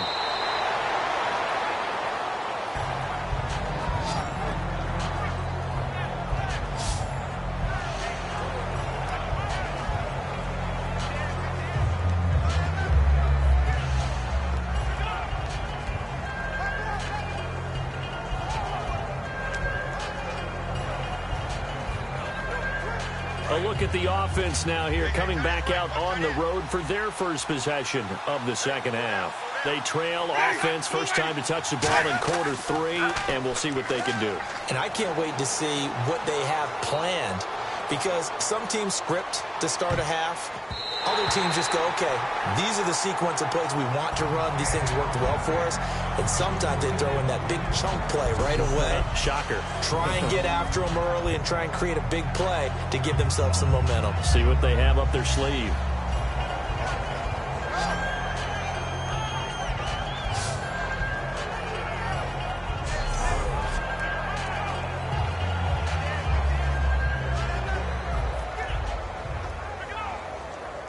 Ten yards still left on second down.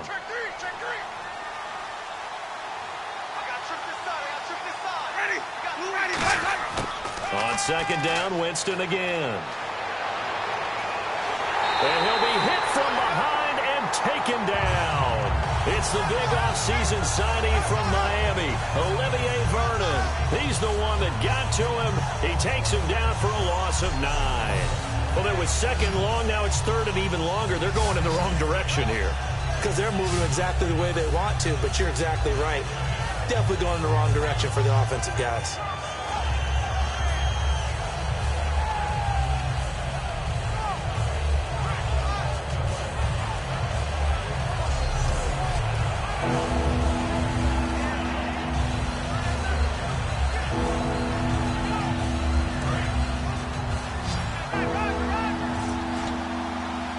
And some secondary help here for the defense in the nickel on third and long.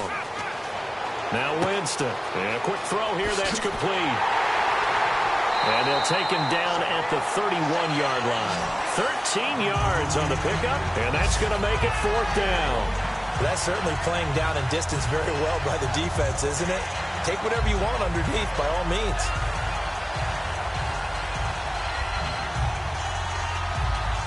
Here's Brian Anger now as he's on to punt for Tampa Bay.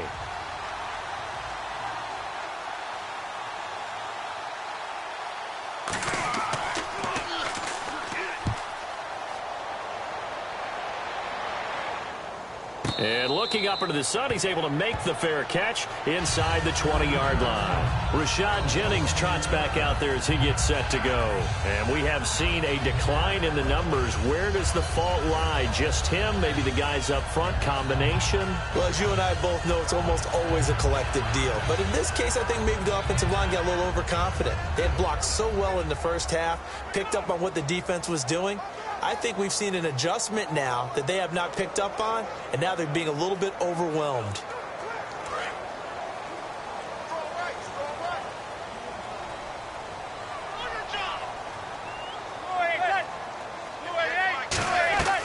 They'll run it now out of the gun.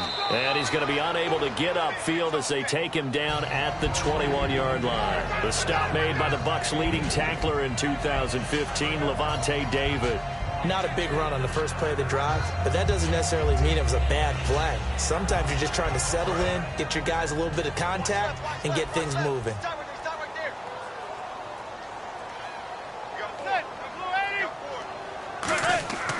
On second down, here's Manning.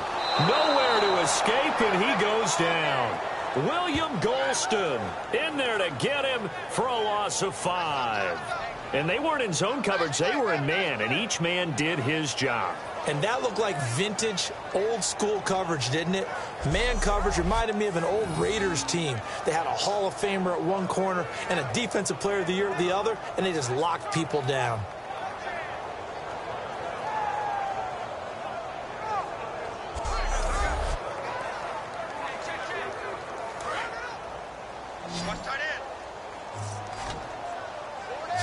And they've got an extra defensive back out there now on 3rd and 13. On 3rd and long, it's Manning. It's caught, Shepard. And he's able to get it to the 33, good enough for a first down. Well, the advantage has certainly shifted to the defense as we began that third down play, and they found a way to foil it and pick up a first down. Third time's a charm, right? 2 incompletions. Had to have it on 3rd, and they got it. Yeah, they stuck with it, weren't daunted at all, and picked it up. So the offense has it 1st and 10.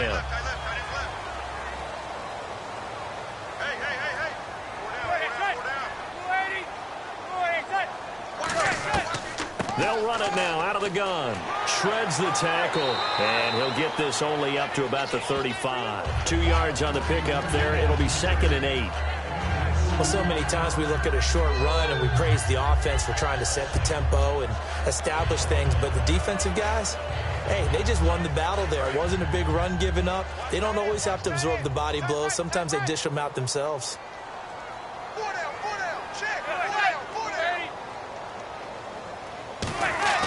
Manning to throw on 2nd down. He's got time in the pocket. And seeing nowhere to throw, he chucks this one away from harm. Incomplete. Now it's 3rd down.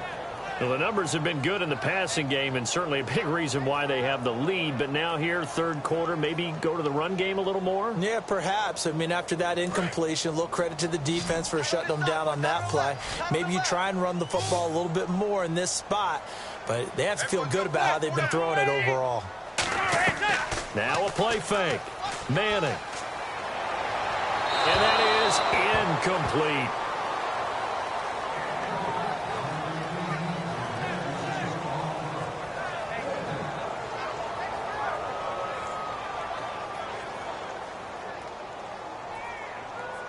Here's Brad Wing now. He's been terrific so far.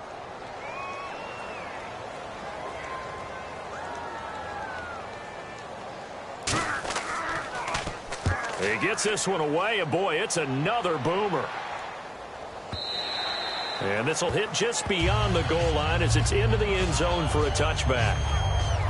Now the Buccaneer offense set to take over again. And down on the scoreboard, certainly needing to avoid what happened on the last drive, punting the football. Sense of urgency has to take over for them here. They know the score. They know the situation. And by the way, the punter no longer exists for their offense. That's how they have to treat this drive. They need points. Big time. Looks like the defense in press coverage here.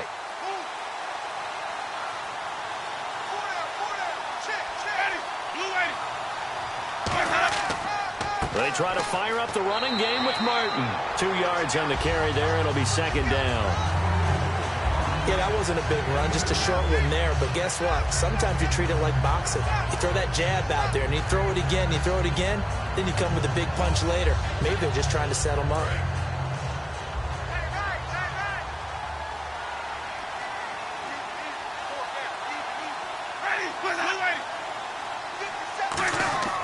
Second down, Winston. Caught, Safarian Jenkins, right side. A big play that time for Tampa Bay. 52 yards. Coaches really don't care from what position they get this, but run after the catch ability, rack ability, is often the difference between winning and losing and changing field position.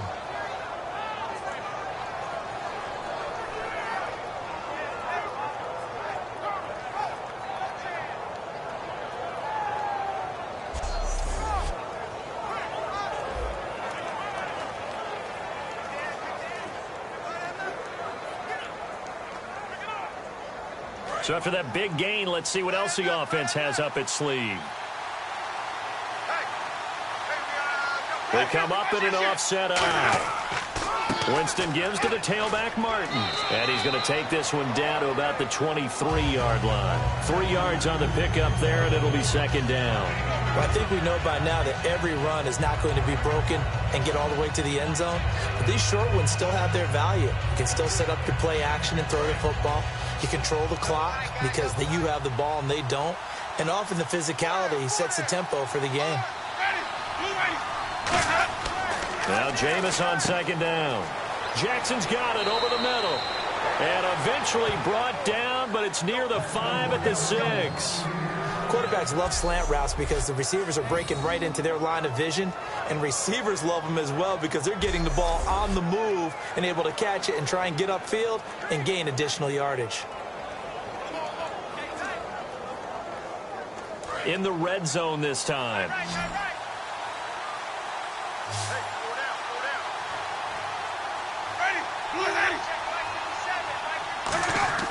Winston. His throw incomplete. The target that time was Vincent Jackson. And it'll be second and goal.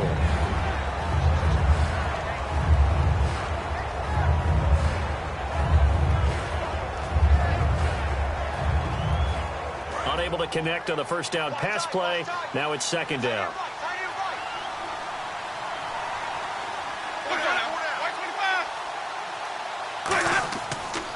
They give to Martin. And the hole closes quickly here. He can fight only to about the 4. Calling a gain of a yard as they get a little bit closer here. It's third and goal.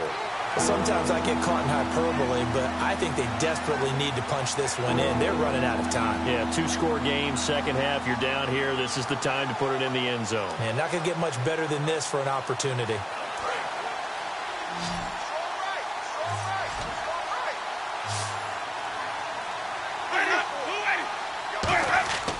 Third and goal, Winston. He's got time, and he'll just toss it away. So he throws it away, and that brings up fourth down.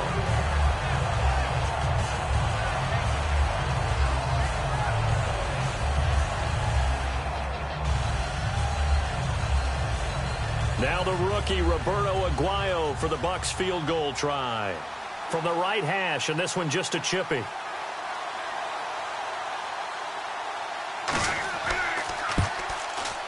And Aguayo's kick is good.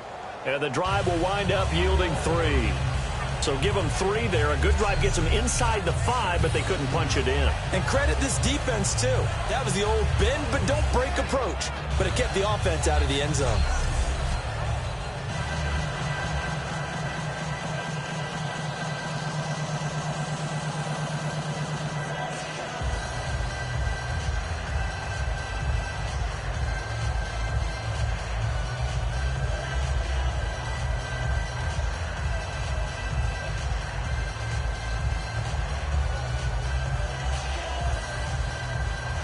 This game back within a touchdown now as the kickoff's away. Here's Harris to return it. And a nice return sets him up pretty good here at the 30-yard line. And New York set to take the field. They're out in front. Last time they had to punt it away. We'll see if they can add to their lead now. They don't want to go out and punt it away again. This team now wants to get a cushion, put people away. They want to run their offense and have it end up in the end zone.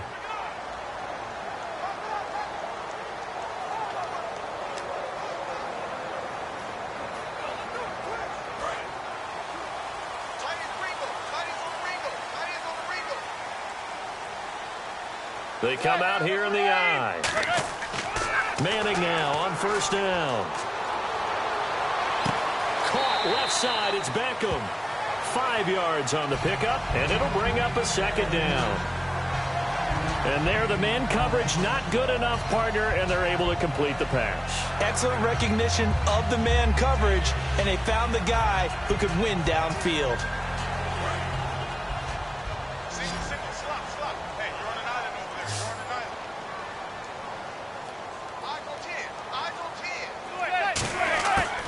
Second down, here's Manning. It's hauled in by Shepard. And he's brought down. They give him 13 yards there on the play and a fresh set of downs. Never make the mistake that the slot receivers, especially the little guys like we're watching here, are just quicker than fast. A lot of them combine quickness and speed, and they catch a lot of footballs, as we just saw there. First down and 10 now for the offensive group. They'll put 2 receivers left, 2 to the right. Now a play fake here on first down. Surveying the field. Oh, incomplete. A turnover would have really helped there. Almost intercepted. Instead, it's just second down. All right, Charles, let's go off the script here real quick. Week 3 of the preseason, so many people point to that, say how vital it is. What do we take away from week 4 of the preseason? Well, we know this is where certain guys make the team, right? Those last position battles. Maybe this is the tiebreaker week, and those guys are going to play the entire game trying to break that tie. Some coaches will have veterans who haven't played much at all, that they want to get on the field a little bit before the regular regular season begins, they may play them in a little bit of a, an audition sort of a deal, try and get them loose. And then, let's face it, others have question marks that they have to get answered, and they may have to take a little bit of a risk and play them in the last preseason game just to get those question marks answered before the season kicks off. A nickelback added defensively as they look to stop this 3rd and 8. Throwing is Manning on 3rd down. Finding time. He's got Cruz complete. And he's going to be out of bounds, but able to take it inside the 40-yard line. He's such a good route runner. Shows it there on 3rd down. Very proficient and a good pass. And you know what I've observed over the years in the NFL? The better a route runner you are, the more confidence your guy's going to have in you to go to you in important times because he can trust you being in the right spot, and they connected there and picked up a 1st down. Throwing on 1st down is Manning. And that's going to be incomplete. It's always tough for the guys throwing the football when they think they've got a completion and the ball's almost there, and then someone sneaks a hand or two in and bats it away.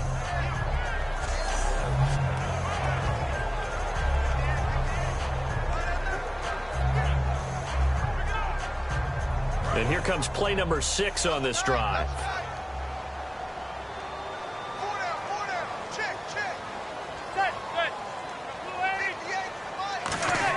They go play action for Jennings. Now Manning. Going left side, and he's got Donnell. That one goes for 36 yards. There will always be a place for methodically marching the ball downfield. But when you can pick it up in big chunks and strike like that, have explosive plays, that's often the difference in winning and losing. Those types of plays that can knock a defense off balance, that'll drive a team towards a victory.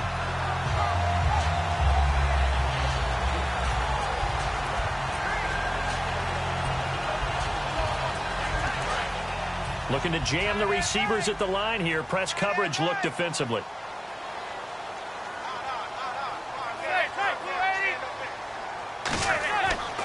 They'll try to run now with Jennings. And he is going to lose yardage here. It's a loss of a yard there, and now 2nd down. So, Brandon, when this offense gathers together to watch tape for this game, they're going to be feeling pretty good about themselves until the coaches get upset about the play we just saw. But you know their defense is going to be. But we put up big points all game long. The defense is going to win one every now and then.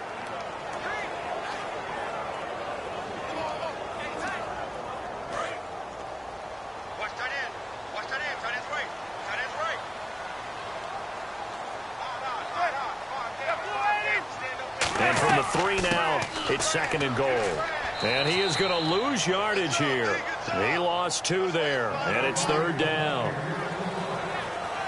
So a little extra time to ponder this 3rd and goal as we played 3 quarters. We'll return with more after this. You're watching the NFL on EA Sports. Welcome back now here in East Rutherford.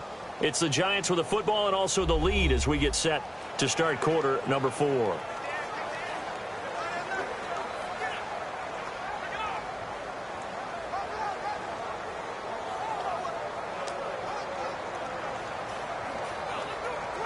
So backed up to the 6 now. 3rd and goal.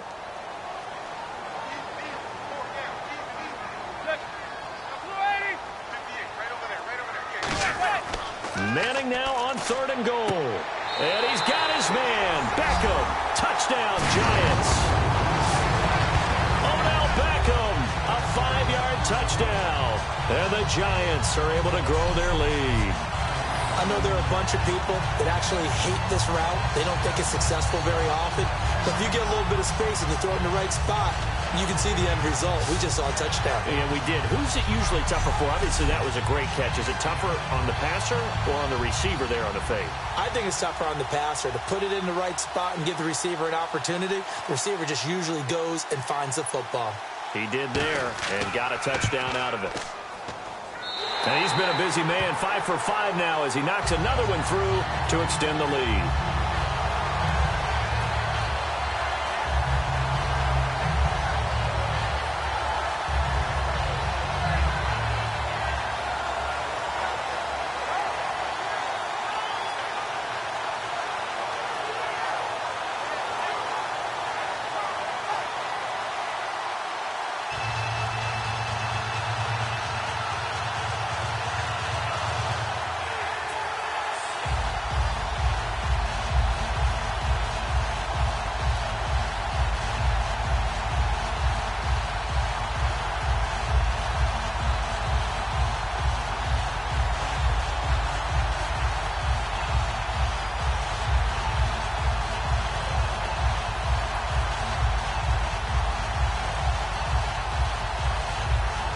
down now to kick it away after the touchdown.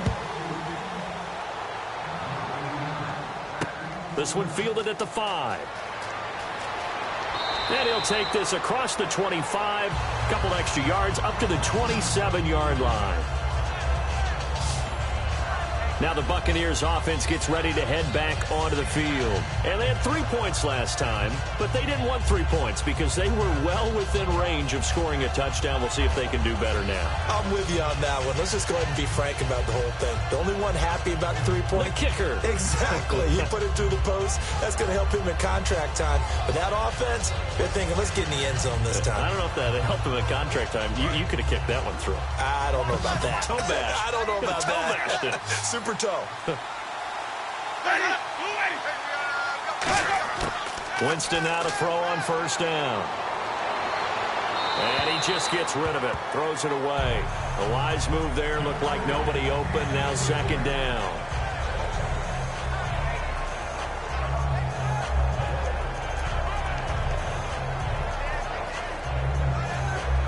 Second down here after the incomplete pass.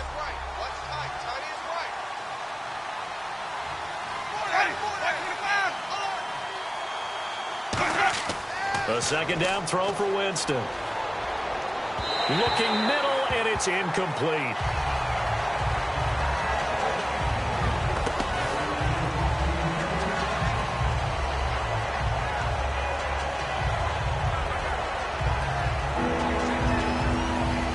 Ten yards to go on third. And on the outside, they're playing press coverage.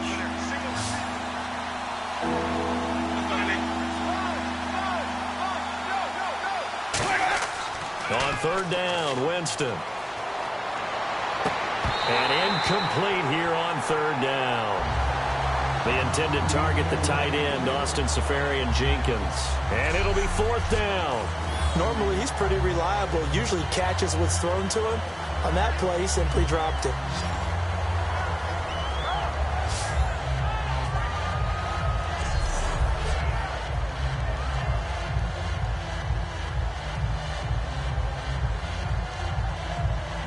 Here's Brian Anger now as he's on to punt for Tampa Bay.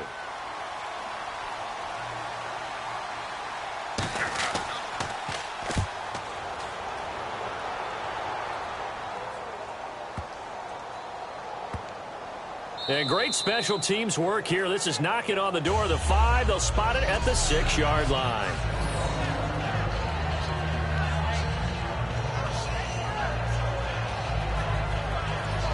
New York set to take the field. And that last drive, a long drive, but not just that. They had a great air attack going.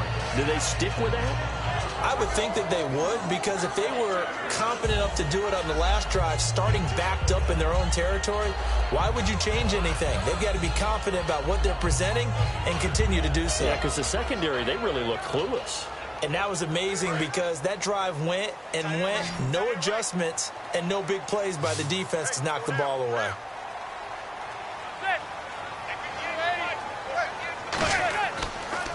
They'll give it to him right up the gut. And he's going to be taken down here at about the 10. Call it a gain of 4 on first, and that'll make it second down. The fourth quarter here, they've got the lead. They want to keep it on the ground. That's what they're doing. Smart football. Keep the clock grinding. Keep it going. But you got to figure now, they're going to see more people stacked up at the line of scrimmage as they try and bleed it out.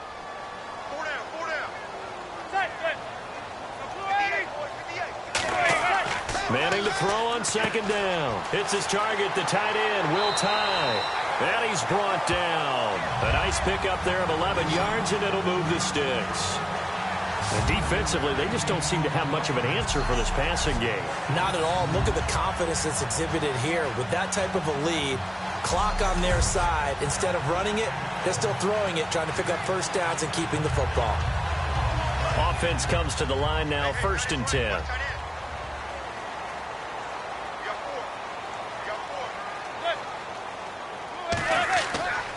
They'll give it to him right up the gut. Trying to run inside, but nothing there. Just a yard on the pickup there, and it'll bring up a 2nd and 9. And in this situation with the lead, fourth quarter, they're liking keeping the ball on the ground, I'm sure. That's just smart football, but you know the defense has to know it as well. They've got to stop them here. So now we're going to see that loading the box in a big way. 6, 7, 8, 9, whatever it's going to take, puts a little bit more pressure on your big offensive line. Now Manning throwing on 2nd down. And his throw's going to be incomplete.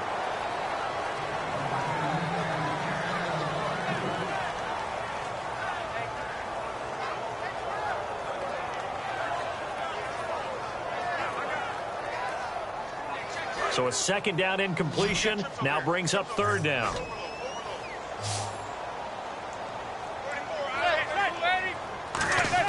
Throwing is Manning on 3rd down. He finds Beckham complete. And he's brought down after a good gain.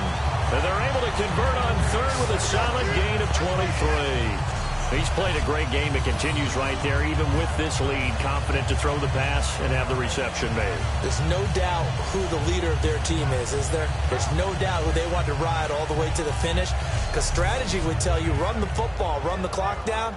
Instead, they're letting him throw it because they feel that confident in what he's getting done.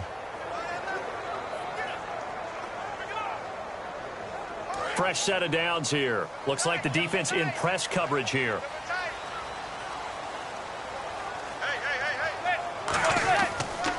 And they'll go on the ground, fighting him off. Just ran right through the trash. That's going to go as a loss of a yard, and it'll be 2nd down. Yeah, let me pump out my chest a little bit, even though I'm not rooting for either team. That was a really nice defensive play. It's awfully fun to watch, even in an offensive game.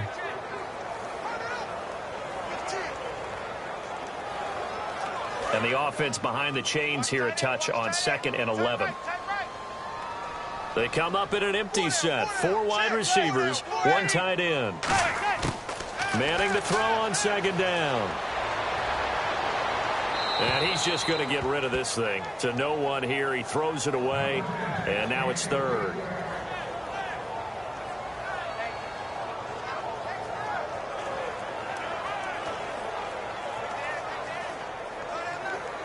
Seventh play of this drive coming up, but a long way to go on 3rd down. 3 receivers to the left, 1 to the right. From the gun on 3rd down, Manning. And that's going to be too high, out of bounds and incomplete.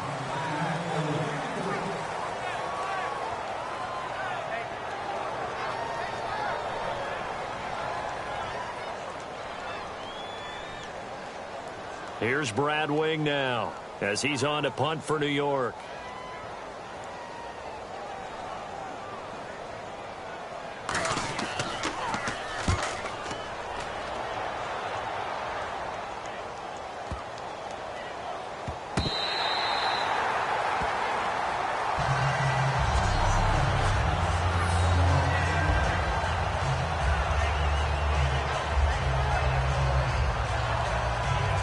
Tampa Bay trots out there now. And with this deficit, you can't have too many more drives like the last drive where you had to punt it away. You know what I would tell my offense right here? The punter doesn't exist, guys. He doesn't even exist. He's not a team anymore. I just cut him. All right? So you've got to go out and create some offense for us here and give us some points. No way does that guy get on the field on this drive. Poor punter. Yeah, it wasn't his fault. But, hey, listen, there's got to be casualties at times. We're trying to win a game.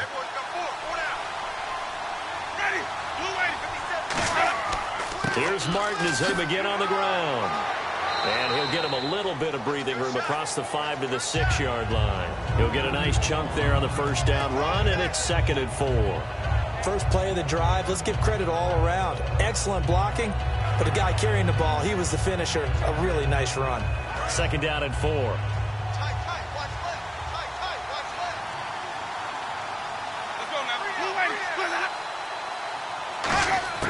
Now a 2nd down throw for Winston. Caught. Safarian Jenkins, right side. It goes as a gain of 8, and it moves the chains.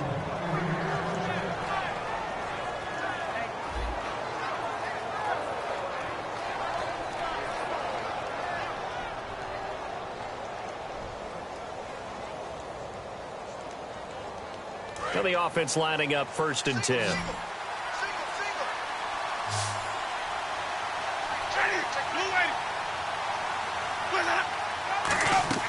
On 1st and 10, Winston.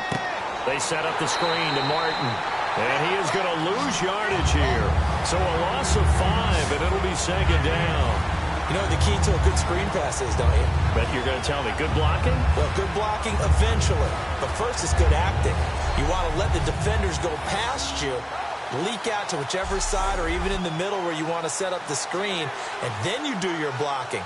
How about the read, though, by the defensive guys? They weren't fooled at all and actually ran with the lineman to where the play was and smothered it for a loss of yardage.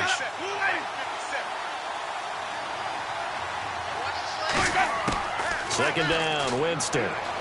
It's caught by Mike Evans. And they're able to bring him down at the 20. 11 yards on the pickup, and that's going to lead to a 3rd down. Are we really in the second half here? And this is the first time we've seen Jameis Winston connect with Mike Evans? Yeah, you know that they missed that in the first half. Up until this point, they've really missed it, haven't they? I think that's a big reason why they're down on the scoreboard right now. They'll put 2 receivers left, 2 to the right. Jameis again. A dump off to Sims. And he's able to get the first here as he's taken down at the 25. And in a 2-score game, obviously, every play, every 3rd down, like we saw there, magnified. Big pickup. It was a huge pickup. What they really want, though, is to not even get to 3rd down. They've got to maximize time and conserve as much as possible. So here we go, 1st and 10 now.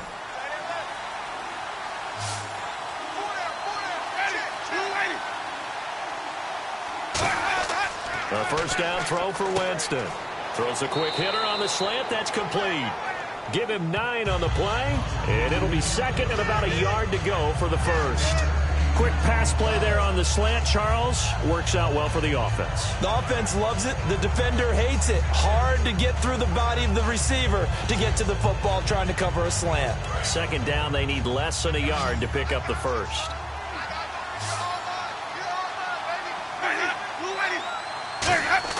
To the air again with Winston. And seeing nowhere to throw, he chucks this one away from harm. Incomplete. Now it's 3rd down.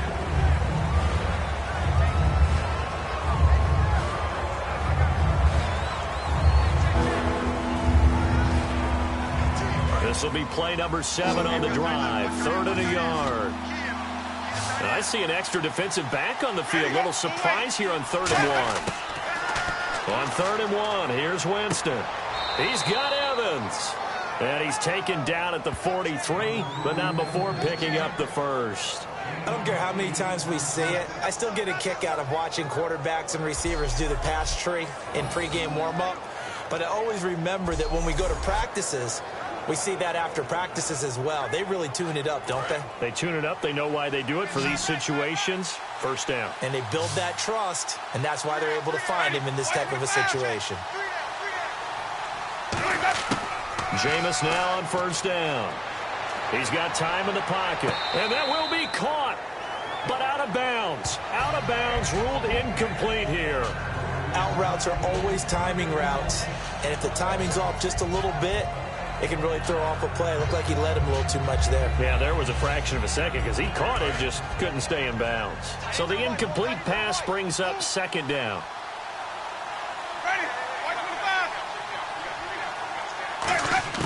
A 2nd down throw for Winston. And he's just going to get rid of this thing. To no one here. He throws it away. And now it's 3rd.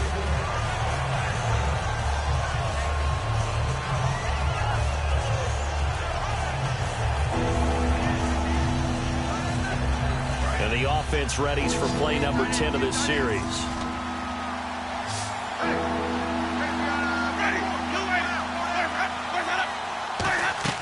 On 3rd down, Winston. And a big loss here as he's taken down.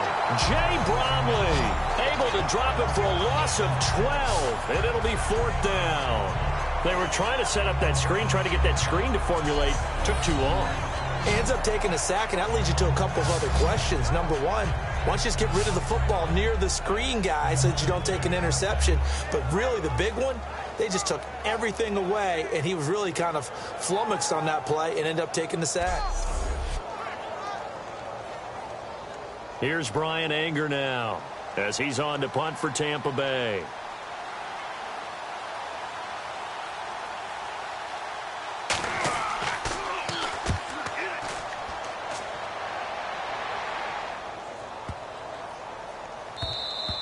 And he didn't quite have the backspin on that one. It hits at the 4 and continues into the end zone. It's a touchback. And New York set to take the field.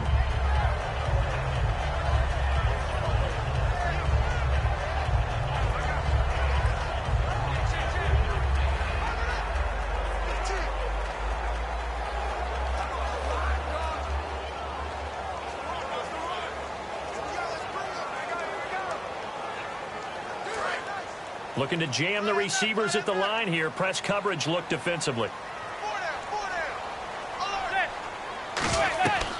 They'll run it now out of the gun. And he'll get this up over the 25 to the 26. It's a 6-yard pickup, and it gets him to 2nd and 4. Some runs are blocked so well, you almost forget that someone has to carry the ball to gain the yardage. The leverage by the offensive line to create space up front, really well done. So the offense readies for a 2nd and 4.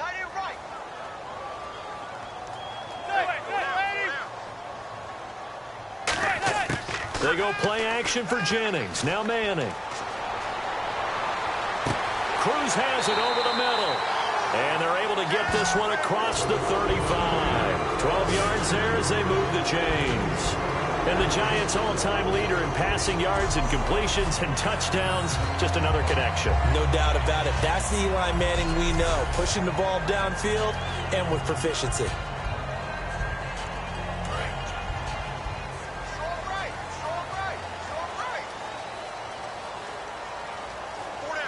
They come out here in the eye. And on the ground they go with a running back. And he's across the 40, 3 extra yards to the 43. Give him 5 on the carry there, and it'll be 2nd down. Frustrating for a defense, energizing for an offense. Finding a way to create that type of yardage in your running game, that'll make the guys carrying the ball very, very happy. 2nd down to the offense, needing 5 yards.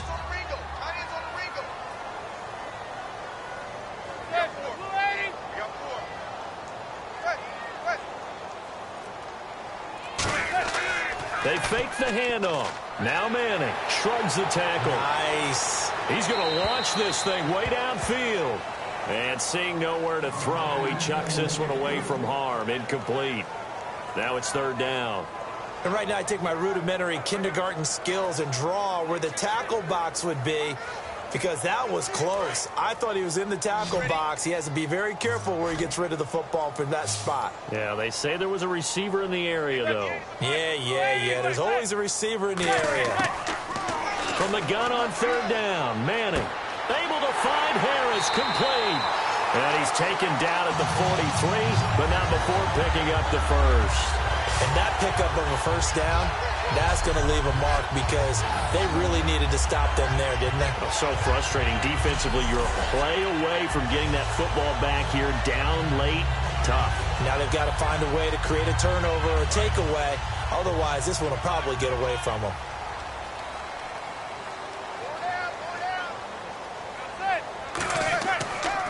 And they'll go with a ground attack here. And some good tackling there as he stopped up at about the 41. Give him a couple on the carry there. 2nd and 8.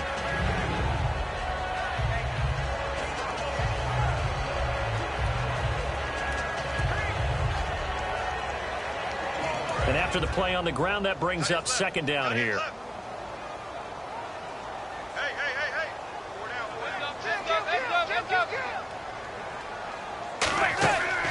They'll run it now out of the gun. Bulldozes past him. He won't go down. And he's brought down.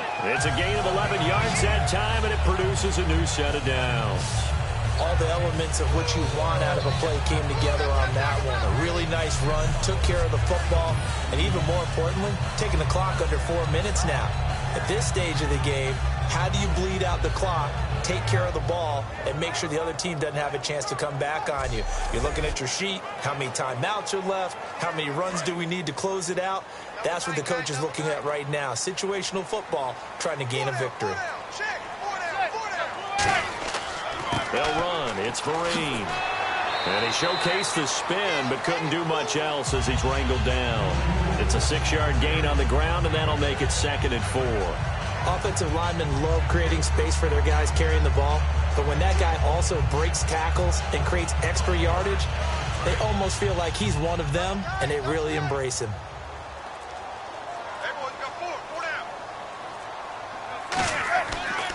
They'll run again with Vereen. And he's going to take this one down to about the 23-yard line. 2 yards on the carry there, and it's going to lead him to 3rd down.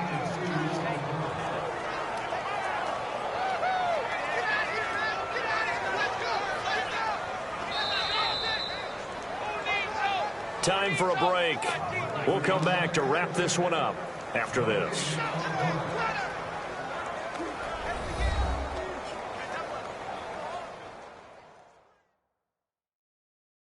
So it's Giants football here as we welcome you back. They've got a 3rd down now as they look for one more first down to help salt this one away.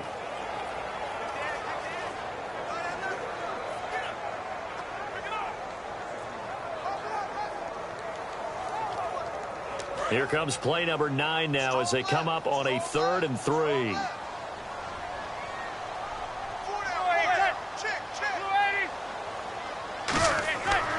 Now a handoff here to his running back. And now the Bucs deciding to take a timeout defensively. It'll be called a gain of 2, and that'll leave them with some options here on 4th and inches.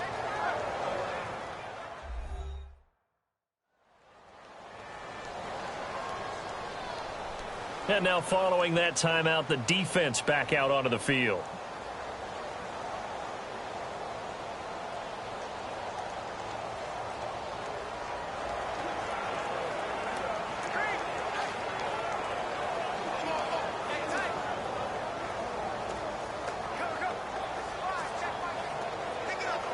So out comes the field goal team now for the 2nd time here today. This to make it a 3-score game late.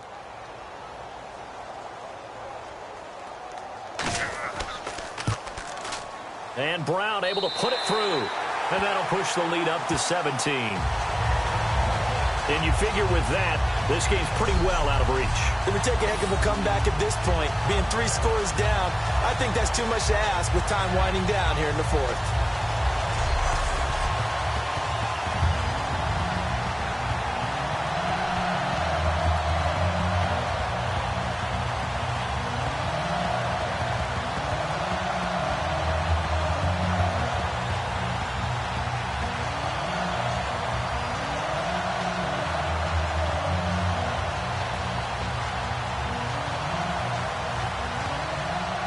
Now Brown, after the made field goal, gets set for the kickoff. This one taken just inside the 10. Oh, a heck of a move. Man. Still on his feet.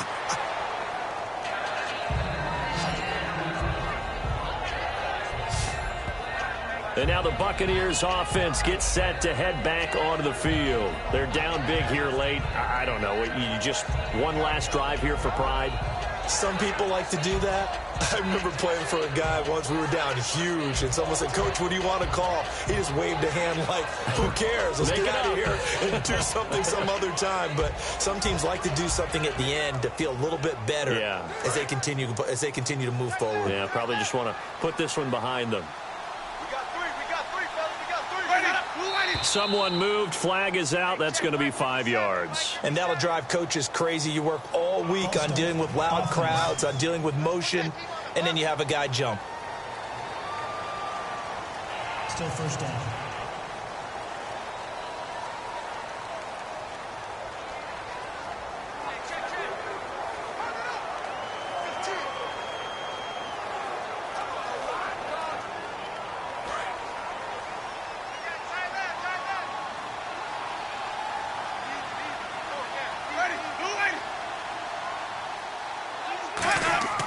Jameis to throw it. Evans has it left side. And he's brought down after a good gain. That one goes for 24 yards. And they're going to speed things up here. They go play action here on first down. And it's incomplete. Boy, he doesn't drop many like that one. Second down.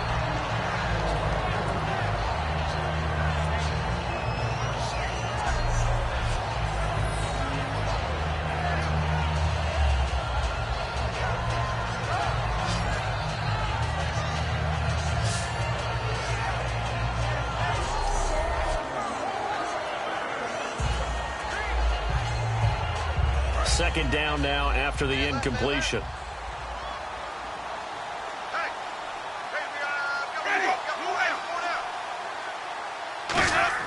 Winston now from the 50. Left side complete. Safarian Jenkins. It'll be a gain of 6, and it'll be third down. Now hold everything here. We're going to get a timeout by the offense. That'll leave them with just one remaining in this fourth quarter of play. So we're back in the offense getting set following the call of that timeout.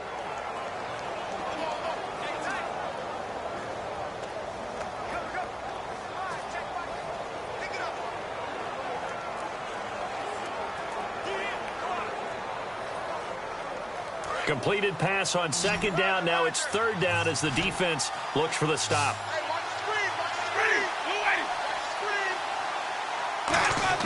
Jameis again. He's got Evans. And he'll get this one down near the 20-yard line. And now it looks like they're going to be in the hurry-up. Jameis now on first down. Now a desperation throw deep downfield. And he'll toss this one incomplete. Seeing no options, he throws it away.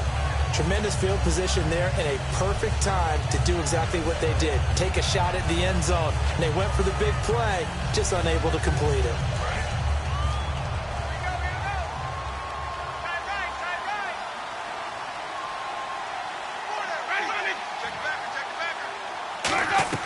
Play fake to Martin. Now Jameis.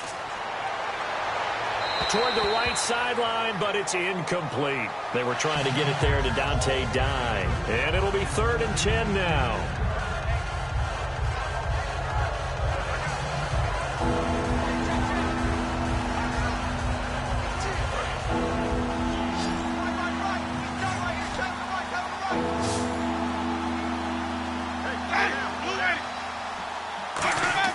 On third down, Winston.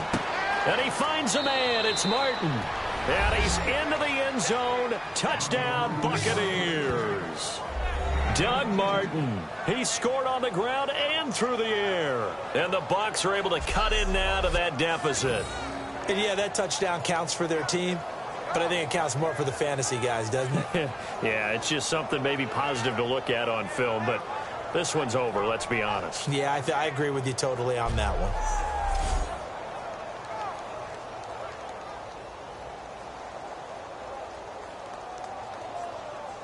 Aguayo on for the PAT. And the lead is trimmed down to 10.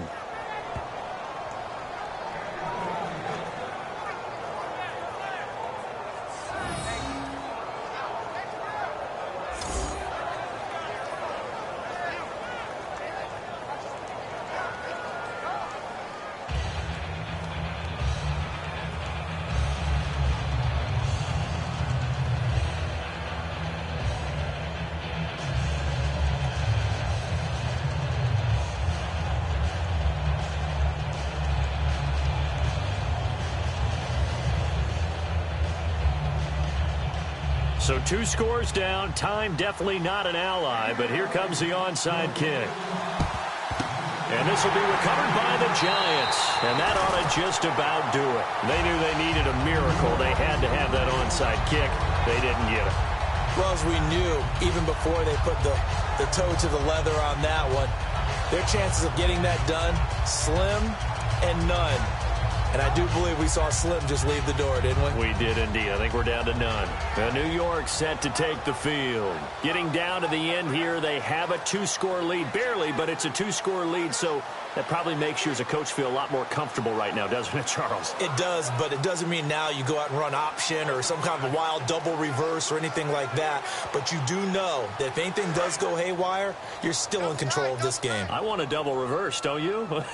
I'm just waiting for that day where we actually see something like that in this situation. We'll see what happens here. And the Giants will kneel it here out of the victory formation. It's a loss of a yard there, and now second down.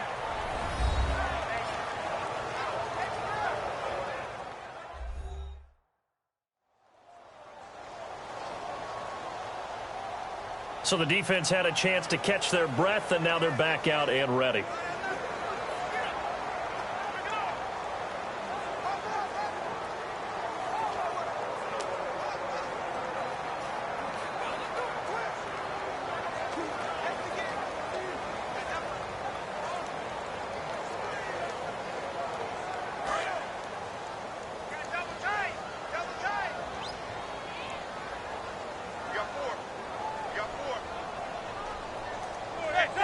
Victory very much in sight now as they'll take a knee. And they'll lose a yard that time, and that's going to lead to a third down.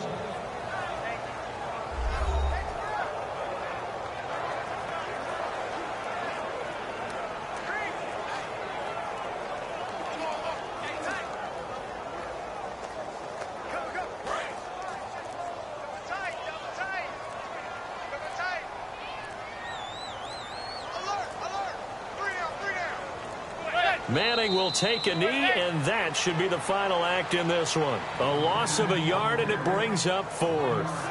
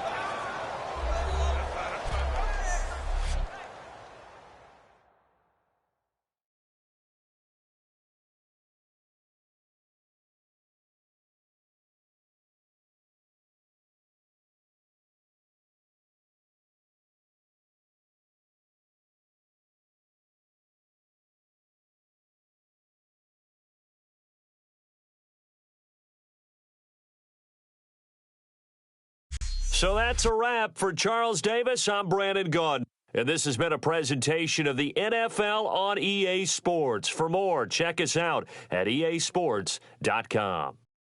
The Giants are winners as we say so long from MetLife Stadium.